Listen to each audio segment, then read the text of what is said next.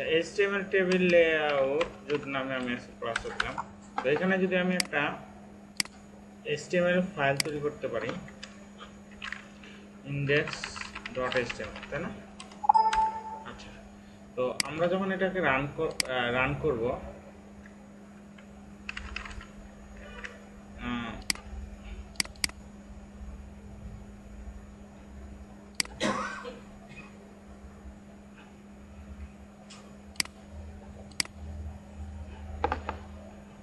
এই যে এটা কিন্তু একটা পেজ হয়ে গেল, তাই না?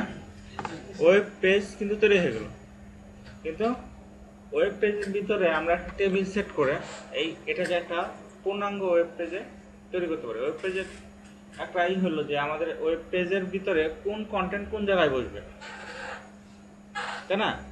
তো সাধারণত ওয়েব পেজটাকে ভাগ করা হয় এইভাবে যে একটা ওয়েব পেজের একটা হেডার থাকবে, একটা ফুটার থাকবে। আমি যদি বলি এরকম,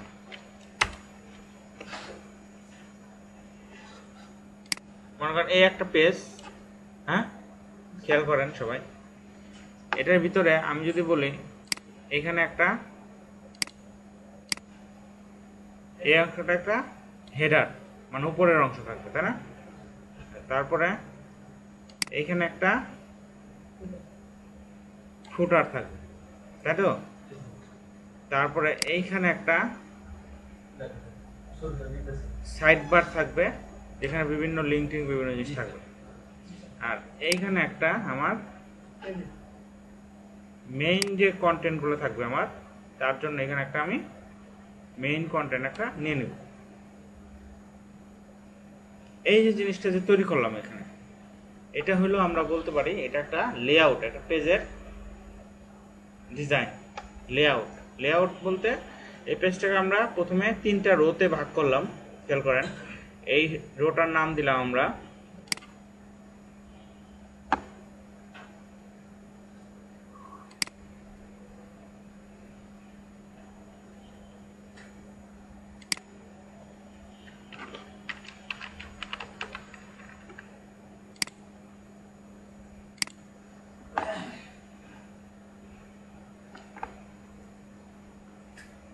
এখান থেকে আমি ফন্ট সাইজ বাড়াবো,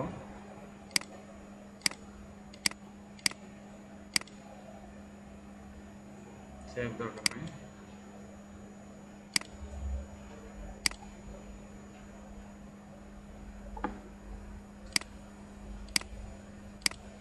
তাহলে এইটার নাম দিলাম কি আমরা, হেডার। এই যে আসছে, এখানে বললাম আমি হেডার, এটাকে বললাম আমি সাইড বার, এটাকে বললাম আমি কন্টেন্ট, এটাকে বললাম আমি ফুটার। এইটা একটা প্রত্যেকটা একটা অংশের একটা নাম দিলাম। কেন নাম দিলাম? কারণ আমরা যে একটা ওয়েবসাইট দেখি বা একটা ওয়েবের একটা পেজ দেখি, সেই পেজে এরকম দেখবেন বিভিন্ন ভাগ থাকে। হেডারে সাধারণত কি কি জিনিস থাকে?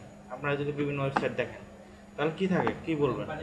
কোম্পানির নাম থাকে, লোগো থাকে, অ্যাড্রেস থাকে, এই সব জিনিসগুলো থাকে। তো সাইড বারে কি থাকে সাধারণত? বিভিন্ন লিঙ্কগুলো, অর্থাৎ কোথায় কোথায় যেতে পারবেন, কী কী কাজ করতে পারবেন, এইসব লিঙ্ক দেখতে পারবেন। কন্টেন্টে সেই কোম্পানি সম্পর্কে একটা ডেসক্রিপশন থাকতে পারে, একটা ইমেজ থাকতে পারে, একটা মেইন কন্টেন্ট থাকতে পারে। আর ফুটারে দেখবেন আরও অনেক জিনিসগুলো থাকে। এটা আপনারা যদি ওয়েবসাইট দেখেন তাহলে দেখতে পারবেন এইসব জিনিসগুলো। আমি যদি এখানে প্রথম আলো যেতে যাই,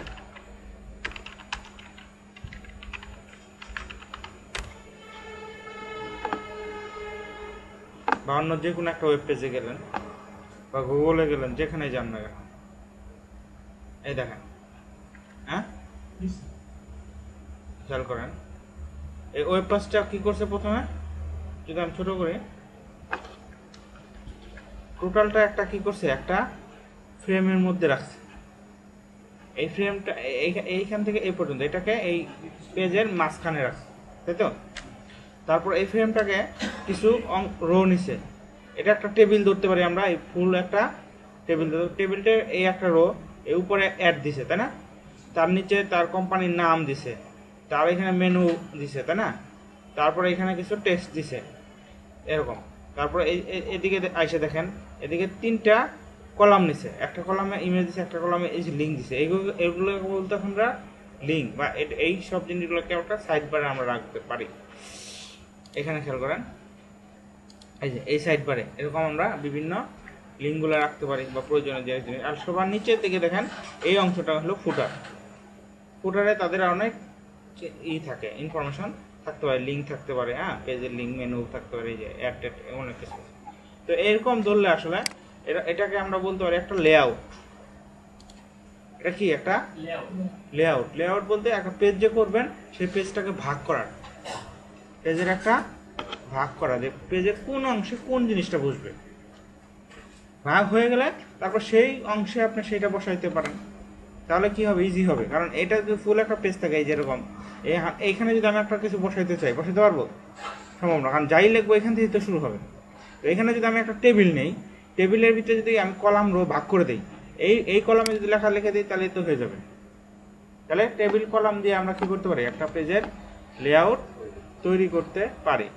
তো যদিও বর্তমানে টেবিল দিয়ে কোনো লেআউট তৈরি করা হয় না, কারণ এখন বর্তমানে সিএসএস আসার পরে ডিপ দিয়ে লেআউট তৈরি করা হয়। কিন্তু যেহেতু আমরা টেবিল তৈরি করা শিখলাম এখানে, এবং টেবিল দিয়ে কিভাবে একটা লেআউট তৈরি করা যায় ওইটাও আমরা দেখতে পারি। জিনিসটা বুঝতে পারছি? তাহলে এটা করার জন্য আমরা এখানে যেটা করলাম, দেখেন, আপনারা করার দরকার নাই, শুধু দেখেন যে একটা HTML এর একটা স্ট্রাকচার আমরা লিখি এখানে,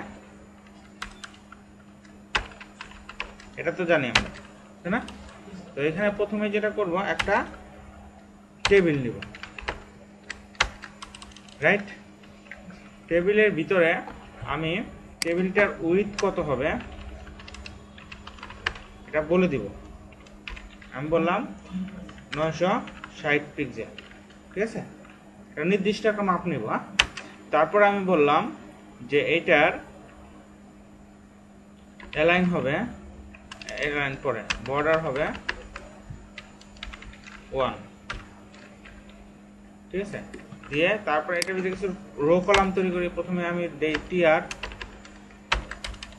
টিআর এর ভিতরে বলি টিডি, টিডিতে আমি বলবো যে কয়টা আমার কলাম বা কয়টা আমার রো হবে। একটাই দেখে এখন আপাতত, এবং কয়েকটা তৈরি করি।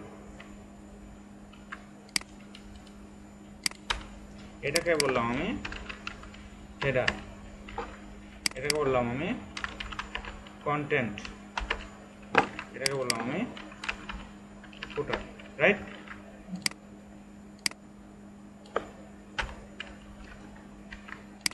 তো এটাকে যদি এখন আমি রান করি, দেখি কি হয়। এই একটা টেবিল তৈরি হয়েছে, এবং টেবিলে একটা নির্দিষ্ট উইথ হয়েছে, তাই তো? এবং সেই টেবিলে কয়টা রো হয়েছে? 3টা রো হয়েছে। কারণ এই টেবিলটাকে যদি আমি মাঝখানে আনতে চাই, হ্যাঁ, দুই সাইড থেকেই মাঝখানে থাকবে, তাহলে আমি এখানে অ্যাট্রিবিউট সেট করতে পারি অ্যালাইন, অ্যালাইন হবে সেন্টার। তাহলে দেখি কি হয়। এখন কিন্তু টেবিলটা একটা নির্দিষ্ট মেজারমেন্টে চলে আসলো, সেন্টার মেজারমেন্ট, তাই না? এখন এই হেডার অংশটাকে আমি একটা কালার দিব, এবং এটার হাইটটা একটু বড় করব। তাহলে হেডার অংশ কোনটা? এটা। এখানে আমি বলবো হাইট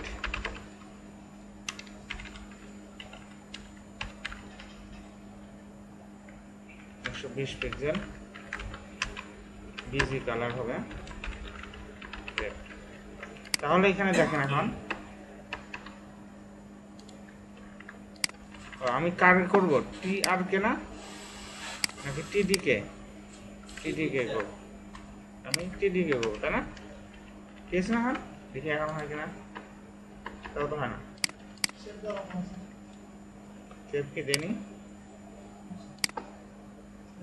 সেভ তো দিছি, সেভ আছে।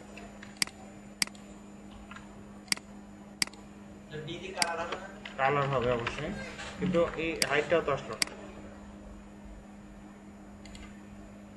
কালার আসছে। কারণ আমি এই কলামের হাইট দিতে যাচ্ছি,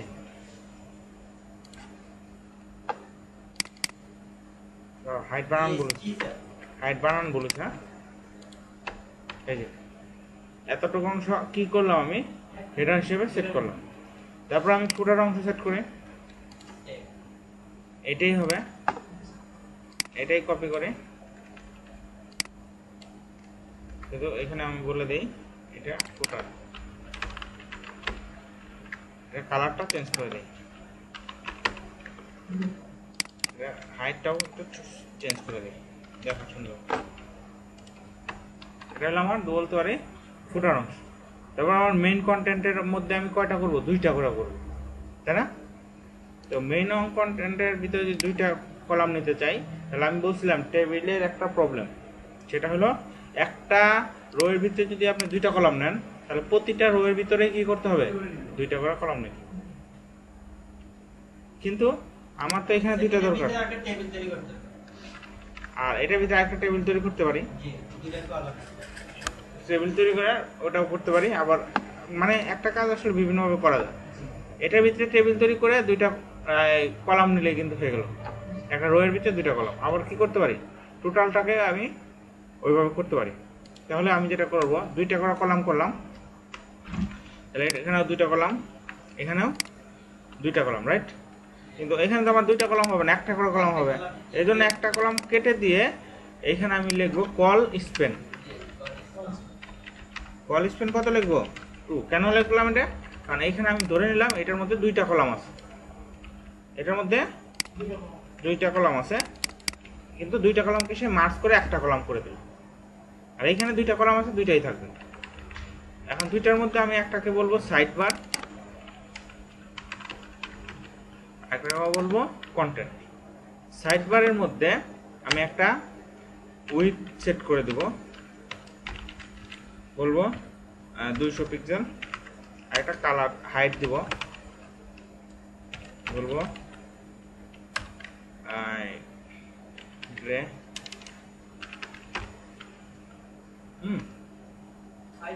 উইথের পরে আমার এখানে যেটা করতে হবে, হ্যাঁ উইথ 200 পিক্সেল, এখানে কোটেশন হয়নি এই কারণে। হাইটে হবে কত, 500। তারপরে একটা কালার দিব, কালারটা দিলাম আমি গ্রে, রাইট?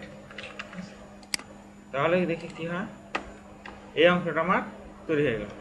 আর এখানে শুধু একটা কালার দিলেই হয়ে যায়, অথবা সাদাও আমি রাখতে পারি। তাহলে এই যে জিনিসটা আমি তৈরি করলাম, এটা এই জিনিসটা কেন তৈরি করলাম, বা এই জিনিসটা কি কাজে লাগবে, এই জিনিসটা কি জিনিস, এটা হলো বলতে পারি আমরা একটা লেআউট। টেবিলে বর্ডার কত দিছি আমি এখানে, 1 না 0 দিতে পারি। এখন আর আমার বর্ডার দরকার নেই, কারণ আমি এটা এখন স্ট্যাটাস সেট করতে। এটা একটা বেসিক লেআউট, আপনি বলতে পারেন যে এটা হেডার, আমি কোম্পানির লোগো নাম এখানে দিব। তারপর এখান দিয়ে আমি বিভিন্ন জিনিস লিখবো, এখানে আমি কিছু সেট করবো। এখানে সেট করলে কিন্তু একটা পেজ কিন্তু হয়ে গেল ডিজাইন। এই পেজটা আপনার একটা পার্সোনাল সাইট বা যে কোনো একটা প্রফেশনাল কাজে কিন্তু এটা আপনি ইউজ করতে পারেন। হয়তো ডিজাইন চেঞ্জ হতে পারে, কালার চেঞ্জ হতে পারে। এখানে আপনি 2টা রো করছেন, এখানে 3টা হতে পারে, 3টা রো করছেন, হ্যাঁ ডাইন পাশেও একটা বানাইতে পারেন, তাই না? তো এক একজনে সব ওয়েবসাইট তো সমান ডিজাইন না বা সমান না, কি বলে কন্টেন্টের গুরুত্ব অনুযায়ী এবং আপনার চয়েস অনুযায়ী আপনি এই পেজটাকে ডিজাইন করবেন। এবং এই যে পেজটা ডিজাইন করবো, এই পেজটার ডিজাইনের জন্য আমাদের ফটোশপের হেল্প নিতে পারেন। এবং আপনি যখন প্রফেশনাল কাজ করতে যাবেন, তখন এই কাজগুলা ফটোশপের মধ্যে এই টেমপ্লেটগুলা ডিজাইন করা থাকে পিএইচডি ফাইলে। সেই পিএইচডি ফাইলের ডিজাইন দেখে দেখে আপনাকে HTML CSS এ কনভার্ট করে দিতে হবে। এটাও একটা আপনার কাজ হতে পারে। আমরা এই কাজগুলো দেখব। তাহলে এই যে এই জিনিসটা দেখালাম, এটা কি আসলে, এটা বললাম একটা লেআউট বাই টেবিল।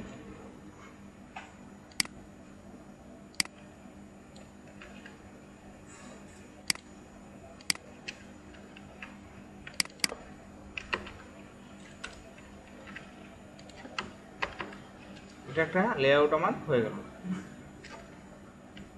পারবেন না? এটা পারা না জিনিসটা বোঝার চেষ্টা করবেন, হ্যাঁ, আর প্র্যাকটিস করবেন। আর এই যদিও আমরা এইভাবে করব না, আমরা করব এই জিনিসটাই আমরা কি করব সিএসএস এ করব, এই জিনিসটাই সিএসএস এ করব। কিন্তু এখন আমি কি দিয়ে করলাম, এখানে কোনো সিএসএস নাই, টোটালটাই এইচটিএমএল। ঠিক আছে? আচ্ছা, এখন আসেন আমরা একটু থিওরিটিক্যাল কিছু একটা আলোচনা করি। সেটা হলো এই যে এইখানে যে আমরা এইচটিএমএল ব্যবহার করতেছি, তাই না? এই এইচটিএমএল এর বিভিন্ন ভার্সন আছে। আমরা বলতে পারি যে আমরা যে এইচটিএমএল শিখতেছি সেটা কোন এইচটিএমএল। আমরা কি এইচটিএমএল 5 ভার্সন শিখতেছি না, যেটা এখন পর্যন্ত লেটেস্ট, তাই না?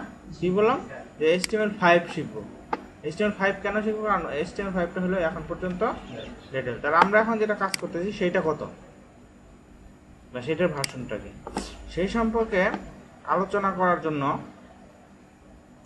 আমরা এখানে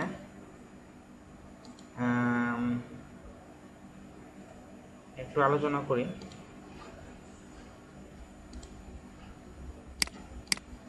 দেখেন এখানে টিম বার্নার্স-লি নামে একজন ব্যক্তি আছে, হ্যাঁ, উনি আসলে এইচটিএমএলটার কি জনকও বলতে পারেন, ক্রিয়েটরও বলতে পারেন। অর্থাৎ সর্বপ্রথম টিম বার্নার্স-লি, এই যে উনি হলো এইচটিএমএলটা তৈরি করছে। এটা কত দিকে? 90 দিকে। এই ফাইলটা নিয়ে আপনারা একটু দেখতে পারেন। তার পরবর্তীতে টিম বার্নার্স-লি আর্লি লাইফ, তার জীবনের সম্পর্কে কিছু বলা আছে। হ্যাঁ, সে কিভাবে, হ্যাঁ এটা দেখুন। তো টিম বার্নার্স-লি আর্লি ওয়ার্ক, উনি কি কাজ করতো। টিম বার্নার্স-লি এত থেকে এত, হ্যাঁ 1989 থেকে 91 পর্যন্তর মধ্যে উনি এটা করছেন। আর বর্তমানে টিম বার্নার্স-লির একটা দেওয়া। Team Berners-Lee is currently the director of the world wide web consortium. এই জিনিসটা একটু গুরুত্বপূর্ণ। ওয়ার্ল্ড ওয়াইড ওয়েব, এটার মানে হলো WWW, তারপর হলো সি। হ্যাঁ, কনসোর্টিয়াম মানে কি? কনসোর্টিয়াম মানে একটা অর্গানাইজেশন বা একটা সংস্থা, তাই না? আর সেই সংস্থাটা হলো ওয়ার্ল্ড ওয়াইড ওয়েব। এই সংস্থাটা কি কাজ করবে, এই সংস্থাটা কেন, হ্যাঁ এটা আমরা দেখব। টিম বার্নার্স-লি কোর্স, ওনার অনেক বক্তব্য আছে। এই কথাটা আসলে এইভাবে করে, হ্যাঁ W3C সংক্ষেপে, আর পুরাটা লিখলে আপনারা এই যে এখানে দেখালাম ওয়ার্ল্ড ওয়াইড ওয়েব কনসোর্টিয়াম। ঠিক আছে? এটা হলো বলছে ওয়েব স্ট্যান্ডার্ড। আমরা যে ওয়েব পেজ তৈরি করি, সেই ওয়েব পেজে আমরা যা কিছু করি না কেন, যে প্রোগ্রামিং ল্যাঙ্গুয়েজ ইউজ করি না কেন, এখানে মূল যে ডিসপ্লেটা হচ্ছে, হ্যাঁ সেটা হলো এইচটিএমএল। আর এইচটিএমএল হলো একটা ট্যাগ বেস ল্যাঙ্গুয়েজ, কিছু ট্যাগের সংমিশ্রণে এই একটা ল্যাঙ্গুয়েজ তৈরি করা হয়েছে। এখন এই যে ট্যাগগুলা, যেমন H1, P, A, তাই না, এই ট্যাগগুলা যখন তৈরি হয়েছে প্রথম দিকে, সেই ট্যাগগুলা ডিসপ্লে হয় কোথায়? ডিসপ্লে হয় ব্রাউজারে, বা আউটপুট শো করে কোথায়? ব্রাউজারে। ট্যাগের কাজ হলে সে নিজে শো করে না, কোনো কিছুকে শো করে, স্যার ট্যাগের অ্যাট্রিবিউট অনুযায়ী বা ট্যাগের ক্যারেক্টারিস্টিক অনুযায়ী, তাই না, শো করে। তো এইগুলা যখন নাকি আপনার শো হইলো ব্রাউজারে প্রথম দিকে, সে তখন এই ব্রাউজারের তো আবার বিভিন্ন কোম্পানি আছে, অর্গানাইজেশন আছে, তাই না? যেমন গুগল ক্রোম এখন আমরা দেখতেছি, ফায়ারফক্স দেখতেছি, তাই না, নেটস্কেপ নেভিগেটর বা অন্য আরও অনেক, ইন্টারনেট এক্সপ্লোরার, সাফারি, অপেরা, এগুলো কি ব্রাউজার। তো এই ব্রাউজার কোম্পানিগুলো কিন্তু একটা কোম্পানি আরেকটা কোম্পানির কি কম্পিটিটর, তাই না? কম্পিটিটর মানে কি? তাদের মধ্যে একটা প্রতিযোগিতা বা একটা দ্বন্দ্ব বা একটা বিজনেস একটা আছে, তাই না? তো এরা সবকিছু, আর ব্রাউজারে যা কিছু শো করতেছে সবকিছু কি দিয়ে শো করতেছে? HTML দিয়ে। তাহলে HTML এর সাথে ব্রাউজারের সাথে যদি এরকম হয়, তাহলে তখন HTML এর শোগুলো যখন শুরু করলো, তখন ব্রাউজার কোম্পানি যদি এরকম বলে যে তুমি এক কাজ করো, এই ট্যাগগুলা HTML এর মধ্যে রাখো, যে ট্যাগগুলা আমার ব্রাউজার ছাড়া অন্য কোনো ব্রাউজারে সাপোর্ট করবে, তখন কি হবে? বাধ্য হয়ে সবাই ওয়েবের জন্য কি করবে? তার ব্রাউজারে ইউজ করবে, নির্দিষ্ট ব্রাউজার। এখন ফায়ারফক্স যদি বলে যে এক কাজ করো, এই ট্যাগগুলো আমার ব্রাউজারে শুধু সাপোর্ট করো, অন্য কোনো ব্রাউজারে সাপোর্ট করার দরকার নেই। তাহলে কি কেউ অন্য ব্রাউজার ইউজ করবে? তাহলে কি তাদের ব্যবসায়িক একটা হলো না? তো এরকম ওয়েব HTML যখন তৈরি হয় প্রথম দিকে এটা সব ব্রাউজারে সাপোর্ট হলো। তার পরবর্তীতে ব্রাউজার কোম্পানিরা বললো যে এক কাজ করি, যে আমাদের তো নিজে অনেক প্রোগ্রাম আছে, আমরা কিছু ট্যাগ তৈরি করি, ট্যাগ তৈরি করে তোমাকে দিই, তুমি এগুলা ইউজ করো HTML। তখন মনে করেন মজিলা ফায়ারফক্স কিছু ট্যাগ তৈরি করে দিল, তারপরে কি করলো HTML ওইগুলা ইউজ করতে শুরু করলো। তো একইভাবে অন্য যে ব্রাউজার কোম্পানি আছে তারাও বললো তাহলে আমরাও কিছু দিই, তোমরা ওগুলা ইউজ করো, এরাও কিছু দিল। তার পরবর্তীতে যখন এটা চলতেছে, তার পরবর্তীতে দেখা গেল যে ওরা বিজনেস টেকনিক বা বিজনেস একটা স্ট্র্যাটেজি তারা অ্যাপ্লাই করলো, যে এক কাজ করে আমরা যে ট্যাগগুলো ইউজ করতেছি সেই ট্যাগগুলোর মধ্যে এমন একটা কাজ করি যেটা আমার ব্রাউজার আর অন্য ব্রাউজার যাতে সাপোর্ট না করে। তাহলে কি হবে, তাহলে সবাই কি করবে, বাধ্য হয়ে আমাদের এই কাজ করতে গেলে আমাদের ব্রাউজারটা ইউজ করবে বেশি, কারণ অন্য ব্রাউজার যদি প্রবলেম হয় তাহলে ইউজ করবে না। তখন তারা এটা করতে থাকলো। মনে করেন মজিলা ফায়ারফক্স কিছু ট্যাগ দিল, তারা এটা অন্য ব্রাউজার সাপোর্ট করলো না, তাহলে অন্য ব্রাউজার আবার করলো কি, তাহলে আমাদের যে ট্যাগগুলো আমরা তৈরি করছি এগুলোতেও আমরা কি করি যাতে তাদের ব্রাউজারে সাপোর্ট না করে। তাহলে কি হলো, একটা কনফ্লিক্টের সৃষ্টি হলো, একটা দ্বন্দ্ব। এই কারণে পরবর্তীতে কি হলো, যে একটা অর্গানাইজেশন তৈরি করলো, যেটা বললো ওয়েব স্ট্যান্ডার্ড একটা অর্গানাইজেশন তৈরি হলো, যে না এত ঝামেলার দরকার নাই, যে ট্যাগগুলো থাকবে ওগুলো একটা মিনিমাম স্ট্যান্ডার্ড থাকবে এবং ওই ব্রাউজারের একটা মিনিমাম স্ট্যান্ডার্ড তার সাথে ম্যাচ করে আমাদের কাজ করতে হবে। আর সেই অর্গানাইজেশন নামটা হলো W3C। এই অর্গানাইজেশনের কাজই হলো যে বিভিন্ন ওয়েবের স্ট্যান্ডার্ডকে বজায় রাখা। না 1900 মানে HTML এর যেইগুলা এটা কিন্তু 90 থেকে আসছে না, তখন তারা জানায় না, ঠিক আছে। তারপরে কি হলো, এটা তৈরি হলো তাহলে 90-এর দিকে তৈরি হওয়ার পরে তারপরে বিভিন্ন থেকে একটা অর্গানাইজেশন তৈরি হলো এবং সেই অর্গানাইজেশনের কি হলো একটা স্ট্যান্ডার্ড ফলো করলো। আর এইটা হলো তাদের একটা HTML এর ভার্সন। HTML এর ভার্সনটা এরকম করে আমরা বলতে পারি যে HTML 1991, তারপরে HTML প্লাস বলছে এখানে, HTML প্লাসে 93-তে, তারপরে HTML 2.0 95-এ। এই ভার্সনগুলোর মানে কি, ভার্সনগুলোর মানে হলো HTML-ই কিন্তু আপডেটেড একটা জিনিস, একটার পর একটা কিছু হয়েছে। সবার লাস্টে এসে কি হয়েছে 2012-তে HTML 5। এখন পর্যন্ত এখনো আমি তো দেখিনি, হয়তো বেরোতে পারে, কারণ আমরা খেয়াল করি এখানে 1991 না, তারপরে 1993, তাই না, 5 HTML 5-এ না, আমি ভার্সন বলতে ব্যবহার না তো, ভার্সন এই ভার্সনের সাথে এই ভার্সনের সাথে ডিফারেন্সটা কি, এই ভার্সনের সাথে এই ভার্সনের ডিফারেন্সটা হলো, হ্যাঁ এখানে মনে করেন ধরুন 10টা ট্যাগ আছে, এখানে আইসা হয়তো বা 12টা ট্যাগ হয়েছে, এখানে আইসা হয়তো বা 25টা ট্যাগ হয়েছে, এরকম আস্তে আস্তে ট্যাগ আসছে এবং ট্যাগগুলো আস্তে আস্তে কি হয়েছে একটু ডেভেলপ হয়েছে, হয়তো বা কিছু অ্যাক্টিভিটিস অ্যাড করা। আগে হয়তো একটা ট্যাগে হ্যাঁ মনে করেন একটা ট্যাগে মনে করেন অ্যাক্টিভিটি ছিল 5টা ইউজ করা যেত, পরবর্তীতে ওই ট্যাগে অ্যাক্টিভিটি হয়তো আরো 10টা আসছে, কিন্তু ট্যাগ আগেরটাই আছে কিছু, হ্যাঁ এরকম।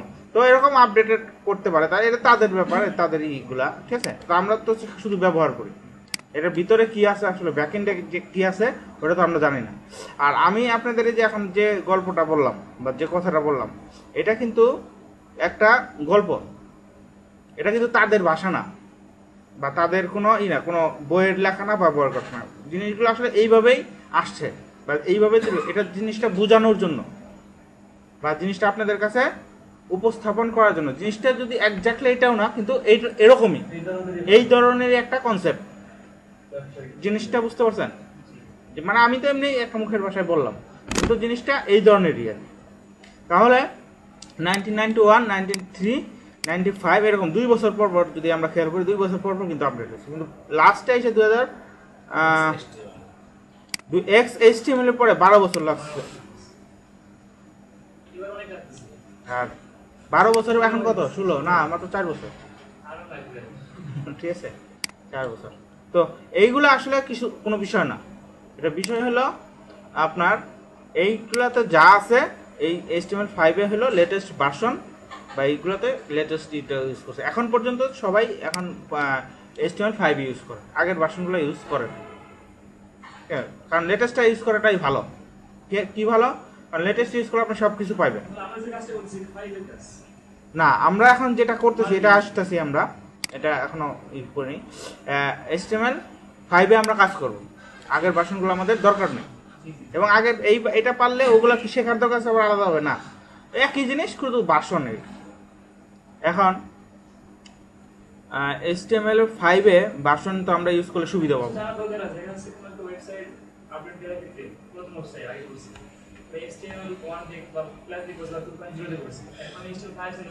হ্যাঁ এটাই আমি বলি। তো আপনি সেই ক্ষেত্রে কিভাবে করবেন আমি দেখাই দেবো।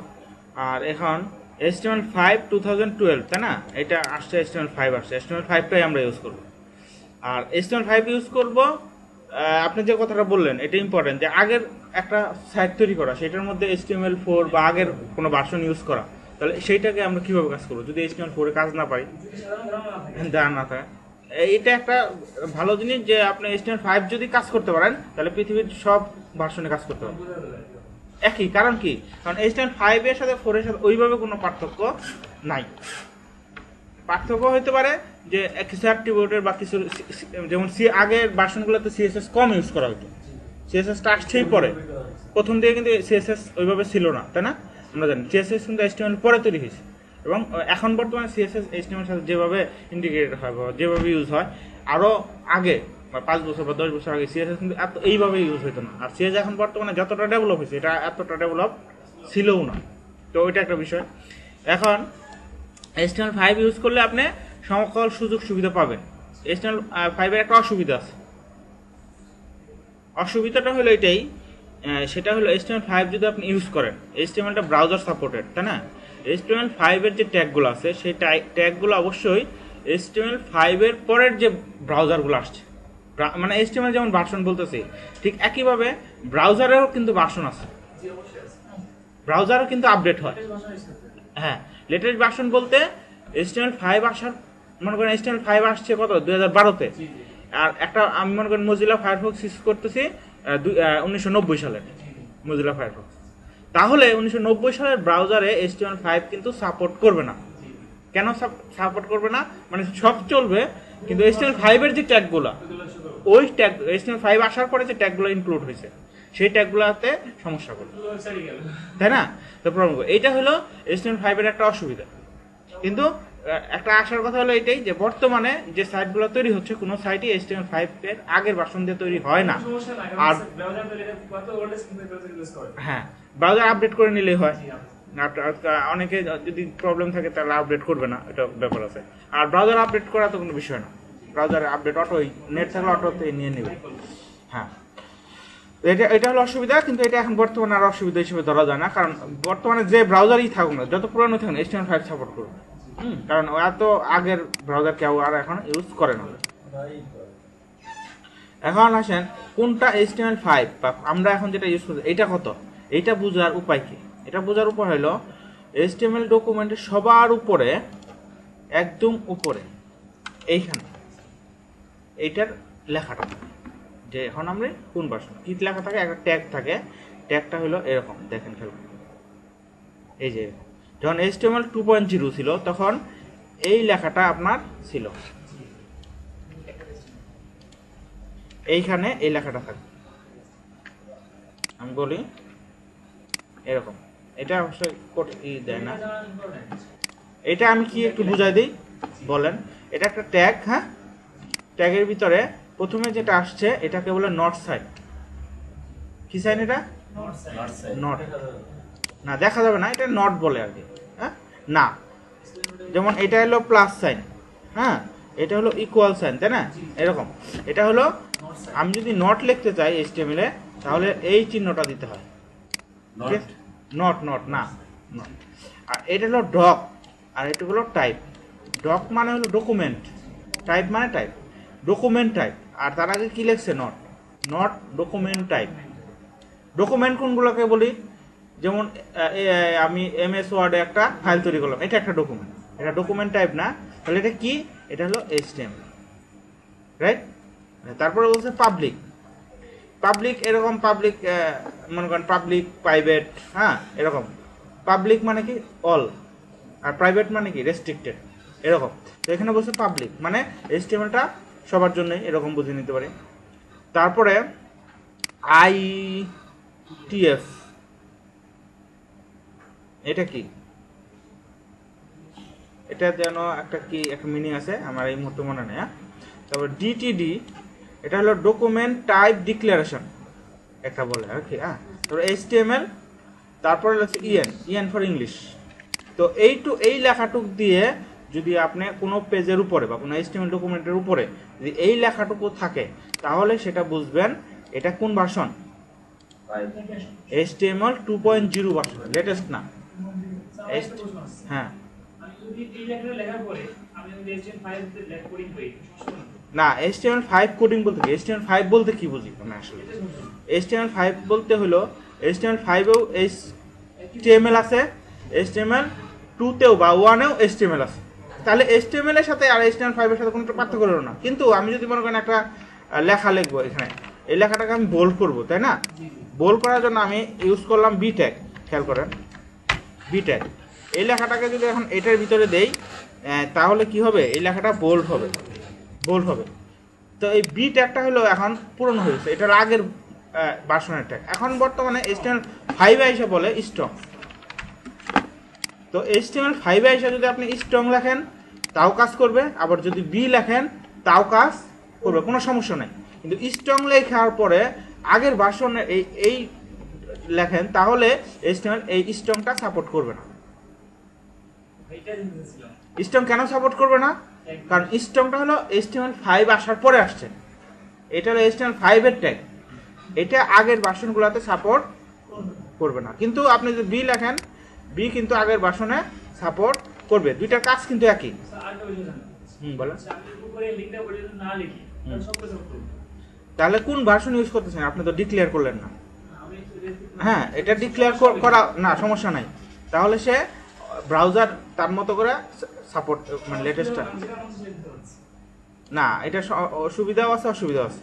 হ্যাঁ আমি বলি, তাহলে এইটাতে দিলাম কি, এটা হলো আমার শুধুমাত্র এই একটা লাইনের মাধ্যমে আমি বলে দিতে পারি আমি HTML এর কোন ভার্সন ইউজ করতেছি। এইটার মধ্যে দেখেন এইখানে 2.3 আসার পরে এটা যখন আসছে তখন এই যে W3C অর্গানাইজেশন তখন তৈরি হয়নি তখন, আর HTML3 আসার পরে এই অর্গানাইজেশন তৈরি হয়ে যায়, এর জন্য এটা এখানে ইনক্লুড করে দিচ্ছি।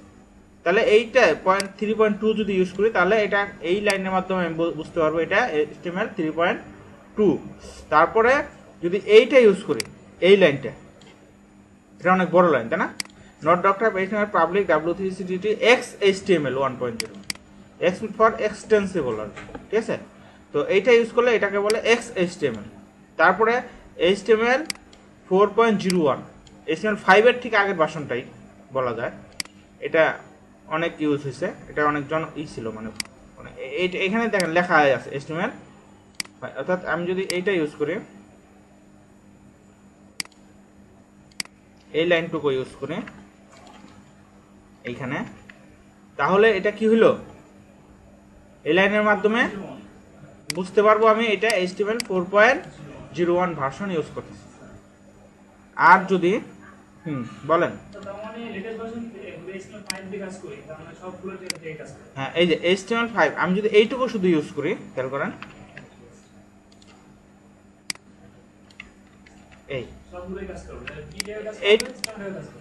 হ্যাঁ এইটার মানে হলো নট ডক টাইপ HTML। এখন আর এত কিছু ঝামেলা নাই, মানে দিন যত যাইতেছে সবকিছু কি করতেছে আগে শর্ট। এইটা হলো HTML5, এবং আমরা যখন কাজ করব, হ্যাঁ বলেন,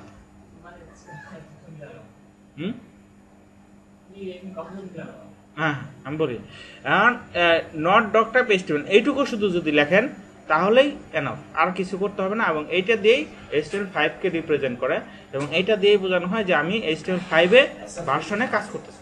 এবং আমরা যত কাজ করব সমস্ত কাজে এটাই থাকবে, অন্যগুলো দিয়ে ইউজ করার কোনো দরকার নাই, কোনো কিছু দরকার নেই, HTML5ই থাকবো।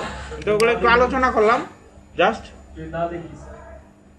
না লিখলে তখন সে HTML5 এর যে সাপোর্টটা ওটা নাও করতে পারে। হ্যাঁ না, ভার্সন আপনার ভার্সন ইউজ করেন আর না করেন তাতে আপনার কোনো ফাইলে কোনো প্রবলেম হবে না, ঠিক আছে? আপনি সব কাজ করবে, কিন্তু HTML5 এর মনে করেন আছে 100 ট্যাগ, মনে করেন 100 ট্যাগের মধ্যে HTML5 এর ট্যাগ আছে মনে করেন 15টা বা 20টা, ওই 15টা ট্যাগ আপনি ইউজ করেন নাই, তাহলে আপনার ফাইলে কি কোনো সমস্যা হবে? হবে না। আর এটা না ইউজ করলে এটা কোন ভার্সন ইউজ করবে, এটা ব্রাউজারের ইয়ের মতো করে সে যে কোনো একটা ভার্সনে ফেলে কাজ করে দিল, অসুবিধা নেই, ঠিক আছে? সে আর ই করতে পারে, কিন্তু আমরা যখন কাজ করবো অবশ্যই এটা দিয়ে দিব। এটার মানে হলো HTML5 HTML।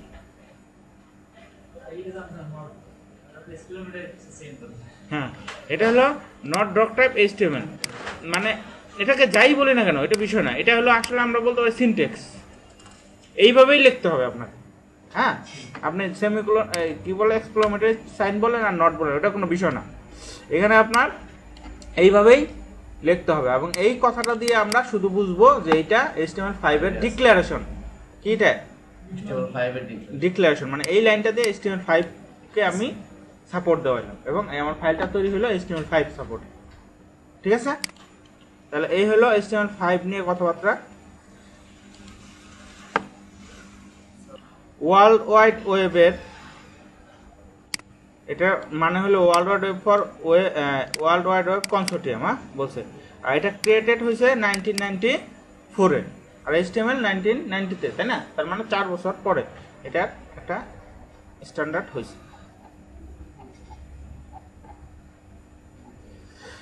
তাহলে এইখানে একটু বলেন তো HTML5 ট্যাগ, ঠিক আছে? ট্যাগ রেফারেন্স লিখবেন।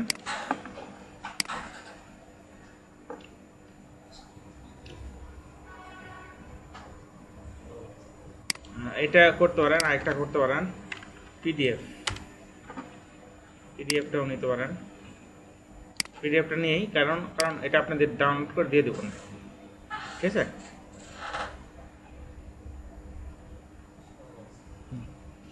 এই ফাইলটা আমি ডাউনলোড করে ফেলি, আপনাদের জন্য করলাম। এইখানে খেয়াল করেন একটু, HTML শুরু শেষ এটা কি জিনিস, এই পাশে আবার তার ডেসক্রিপশন বলা আছে, বলছে indicate the start and end of HTML document. একটু সবাই দেখেন এদিকে, হ্যাঁ?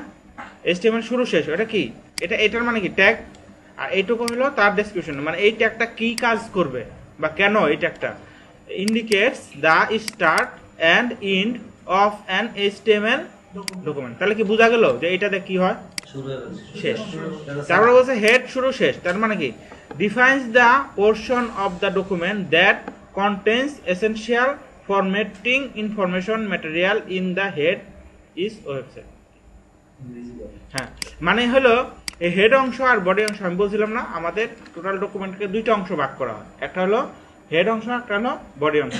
হেড অংশে আমাদের কি ইনফরমেশন থাকে এটাই বলছে, কিছু এসেনশিয়াল কন্টেন্টের ফরম্যাটিং এর জন্য কিছু ফাইল বা কিছু জিনিস থাকে, আর বডিতে আমাদের যা যা শো করতে সমস্ত জিনিসই থাকে। তারপরে এদিকে আসেন, এখানে আসছে বিসি কালার। HTML এর পরে স্পেস দিয়ে যেটা লেখে ওইটা হলো আমাদের কি অ্যাট্রিবিউট বলছে। তাহলে বিজি কালার দেয়া কালার আসছে, দেখেন স্পেসিফাই দেয়া ব্যাকগ্রাউন্ড কালার আর স্পেসিফাই দ্য টেক্সট কালার। যদি আমি টেক্সট কালার দিতে চাই তাহলে আমার লিখতে হবে কি, খেয়াল করেন এখানে, হ্যাঁ না, হ্যাঁ বিজি কালার লিখলে কি আসবে, আমি আসলে বুঝাইতে পারতেছি না। এখানে দেখাই, এখানে একটা আমি H1 ট্যাগ নিই, ঠিক আছে? দিস ইজ টেক্সট, এটা লিখি রান দেই। এখানে এটা না, সরি, এটা দিস ইজ টেক্সট। এটা যদি ব্যাকগ্রাউন্ড কালার দিতে চাই তাহলে কি লিখতে হবে, বিজি কালার, মনে করেন এই হলো, রাইট? আসেন না সেভ করছি কিন্তু আসে না।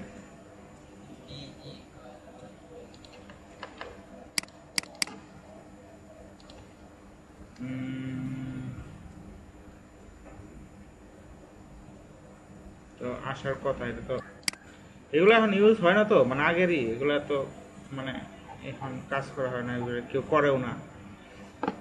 তো আপনাদের শুধু দেখানোর জন্য এগুলো ইউজ করে। আচ্ছা এখানে খেয়াল করেন, এই প্রথমে যে ট্যাগটা নট ডিফাইন দ্য কমেন্টস, এটা এইচটিএমএল এর একটা ট্যাগ। আপনি কোনো এইচটিএমএল এ যদি কোনো কমেন্টস করতে চান তাহলে এই ট্যাগটা ইউজ করতে হবে। কিভাবে খেয়াল করেন, মনে করেন আপনি এখানে কোনো লেখা লিখছেন, তাই না? এনে এসে রিফ্রেশ দিচ্ছেন, এই লেখাটা আসছে না, কিন্তু আপনি চাচ্ছেন এইচটিএমএল এ এই লেখাটাকে কমেন্ট করে রাখবো, অর্থাৎ এইচটিএমএল এ এই লেখাটা কাজ করবে না। তো সেই ক্ষেত্রে কমেন্ট দেওয়ার জন্য এই যে ট্যাগ ইউজ করতে হয়, তারপরে নট, হ্যাঁ, তারপরে দুইটা সাইন, তারপর যেখানে কমেন্ট শেষ করবেন সেখানে দুইটা, এটাকে কি বলে, ড্যাশ, হ্যাঁ, হাইফেন, তারপরে এটার মানে কি, এইটার ভিতরে যা থাকবে সেগুলা কি হবে, কমেন্টস হয়ে যাবে। কমেন্টস মানে ইনভিজিবল, ডিজেবল, হ্যাঁ। এই যে এই কোডটা যখন কাজ করে, এই কোডটা যদি আমি এইটার মধ্যে রাখি তাহলে কি হবে, কাজ করবে না, মানে কাজ করবে, এক্সিকিউট হবে না। লাইন তো এটার যে পার্সার আছে বা ব্রাউজারের যে পার্সার, মানে ব্রাউজারের মধ্যে যেটা আছে সেটা এইচটিএমএল ট্যাগগুলোকে পড়ে। তো পরে কিভাবে পড়ে, পরে প্রথমে সে এই ফার্স্ট লাইন, তারপর সেকেন্ড লাইন, তারপর থার্ড লাইন, এভাবে উপরে থেকে লাইন বাই লাইন পড়তে থাকে, তাই না? পরে পরে কি সে ডিসপ্লে করে। এইখানে আইসা কি করবে, সে এইটুকু আর পড়তে পারবে না, আর শো করতে পারবে না বা দেখাবে না। তাহলে এটা হলো এইচটিএমএল এর কমেন্টস। তাহলে এইচটিএমএল কমেন্টস এর জন্য আমরা খেয়াল করেন এটা ইউজ করি। তারপর এটা নট ডক টাইপ, এটা কেন আমরা জানলাম, ডিফাইন দ্য ডকুমেন্ট টাইপ, অর্থাৎ ভার্সনের জন্য কোন ভার্সন ইউজ করতে। তারপর এ ট্যাগ কেন ইউজ করব, হাইপার লিঙ্কের জন্য। তারপর ABBR এগুলো অ্যাব্রিভিয়েশনের জন্য, হ্যাঁ। তো এইরকম এইখানে আপনারা এইখান থেকে একদম প্রথম থেকে শুরু করে এইখানে দেখেন মোটামুটি মাশাআল্লাহ, খেয়াল করছেন ট্যাগ, এত ট্যাগ আসলে লাগে না, ঠিক আছে, এত ট্যাগ লাগে না। তো তবে আপনারা কাজ করার জন্য বা শেখার জন্য অবশ্যই সবগুলা একবার হইলেও দেখে নেবেন, তারপর কাজ করতে করতে যে ট্যাগগুলো আসে ওইগুলো তো চলে আসবে। তাহলে এই হলো ট্যাগ নিয়ে, এগুলো আপনারা নিজেরাও ডাউনলোড করে নিতে পারেন, আর আমি একটা ফাইল আপনাদের দিয়ে দেবো। যেগুলো স্যার বেশি দরকার এগুলো সেপারেট করে দিয়ে দিও স্যার আপনাদের শো করে না দেখেন কোনটা, যেগুলো 30-35টা বলছেন স্যার বেশি দরকার, ওগুলো সেপারেট করে দিয়ে দিলে হবে স্যার। ওটা সেপারেট করতে হবে না, এটা যদি আপনারা 3-4টা ক্লাস আর কয়েকটা ক্লাস করেন এগুলো মুখস্থ হয়ে যাবে এগুলা। আর হ্যাঁ, কোনো সমস্যা হলে বলবেন, সমস্যা নেই।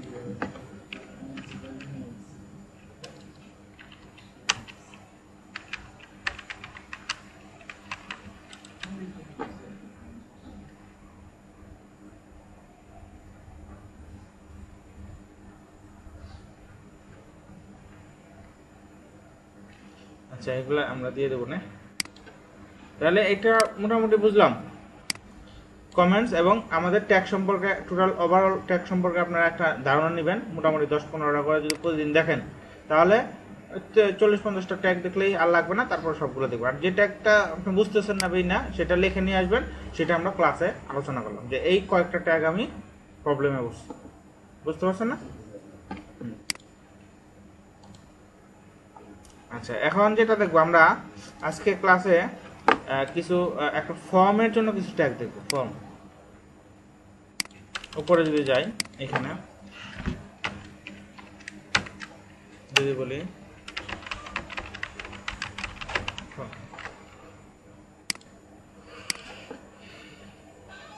এটা একটা কি রেজিস্ট্রেশন ফর্ম আসলে। ফর্ম জিনিসটা কি আসলে, অ্যাপ্লিকেশন দেওয়ার জন্য যে এইচটিএমএল মাধ্যমে কি করা হয়, সেই ফর্মটা তৈরি করা হয়। সেই ফর্মটা তৈরি করে কিভাবে, সেটার জন্য এইচটিএমএল এর একটা ট্যাগ আছে, সেটার নাম হলো ফর্ম।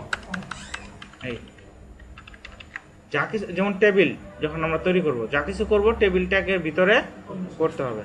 আর ফর্মটা হলো যা কিছুই করবো না কেন এই ফর্মের ভিতরেই করতে হবে। ফর্মের মধ্যে দুইটা অংশ থাকে, একটা হলো লেবেল, হ্যাঁ, যেমন মনে করেন নেম, আর একটা হলো ইনপুট।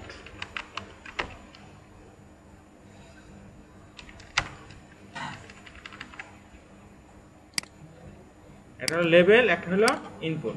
লেবেল কি জিনিস? লেবেল হলো একটা কোনো কিছুর নাম লিখবেন বা এই ফিল্ডটা কিসের জন্য সেই জিনিসটা। যেমন এইটা, এই ফিল্ডটা হইতে পারে আমার ফোন নাম্বারের জন্য, হইতে পারে ইমেইলের জন্য, হইতে পারে আমার নামের জন্য, হইতে পারে আমার অ্যাড্রেসের জন্য। কার জন্য? তার নামটা লেখার জন্য আমরা ইউজ করি লেবেল। হ্যাঁ, আর ইনপুট হলো সিঙ্গেল ট্যাগ। ইনপুটের টাইপ দিতে পারি আমরা টেক্সট। এটার মানে কি?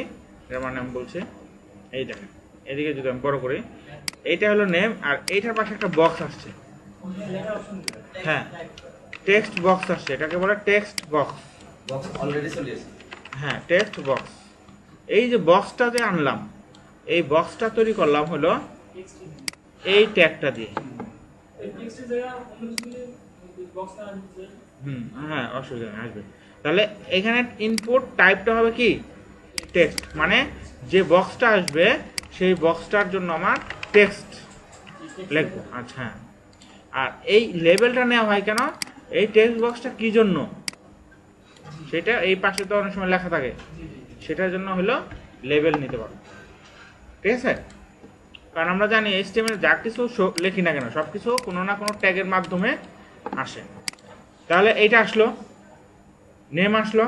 আচ্ছা, তারপর আমি বললাম আরেকটা বলি লেবেল। ঠিক আছে?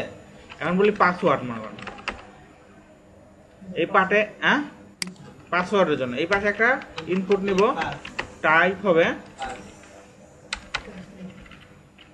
পাসওয়ার্ড।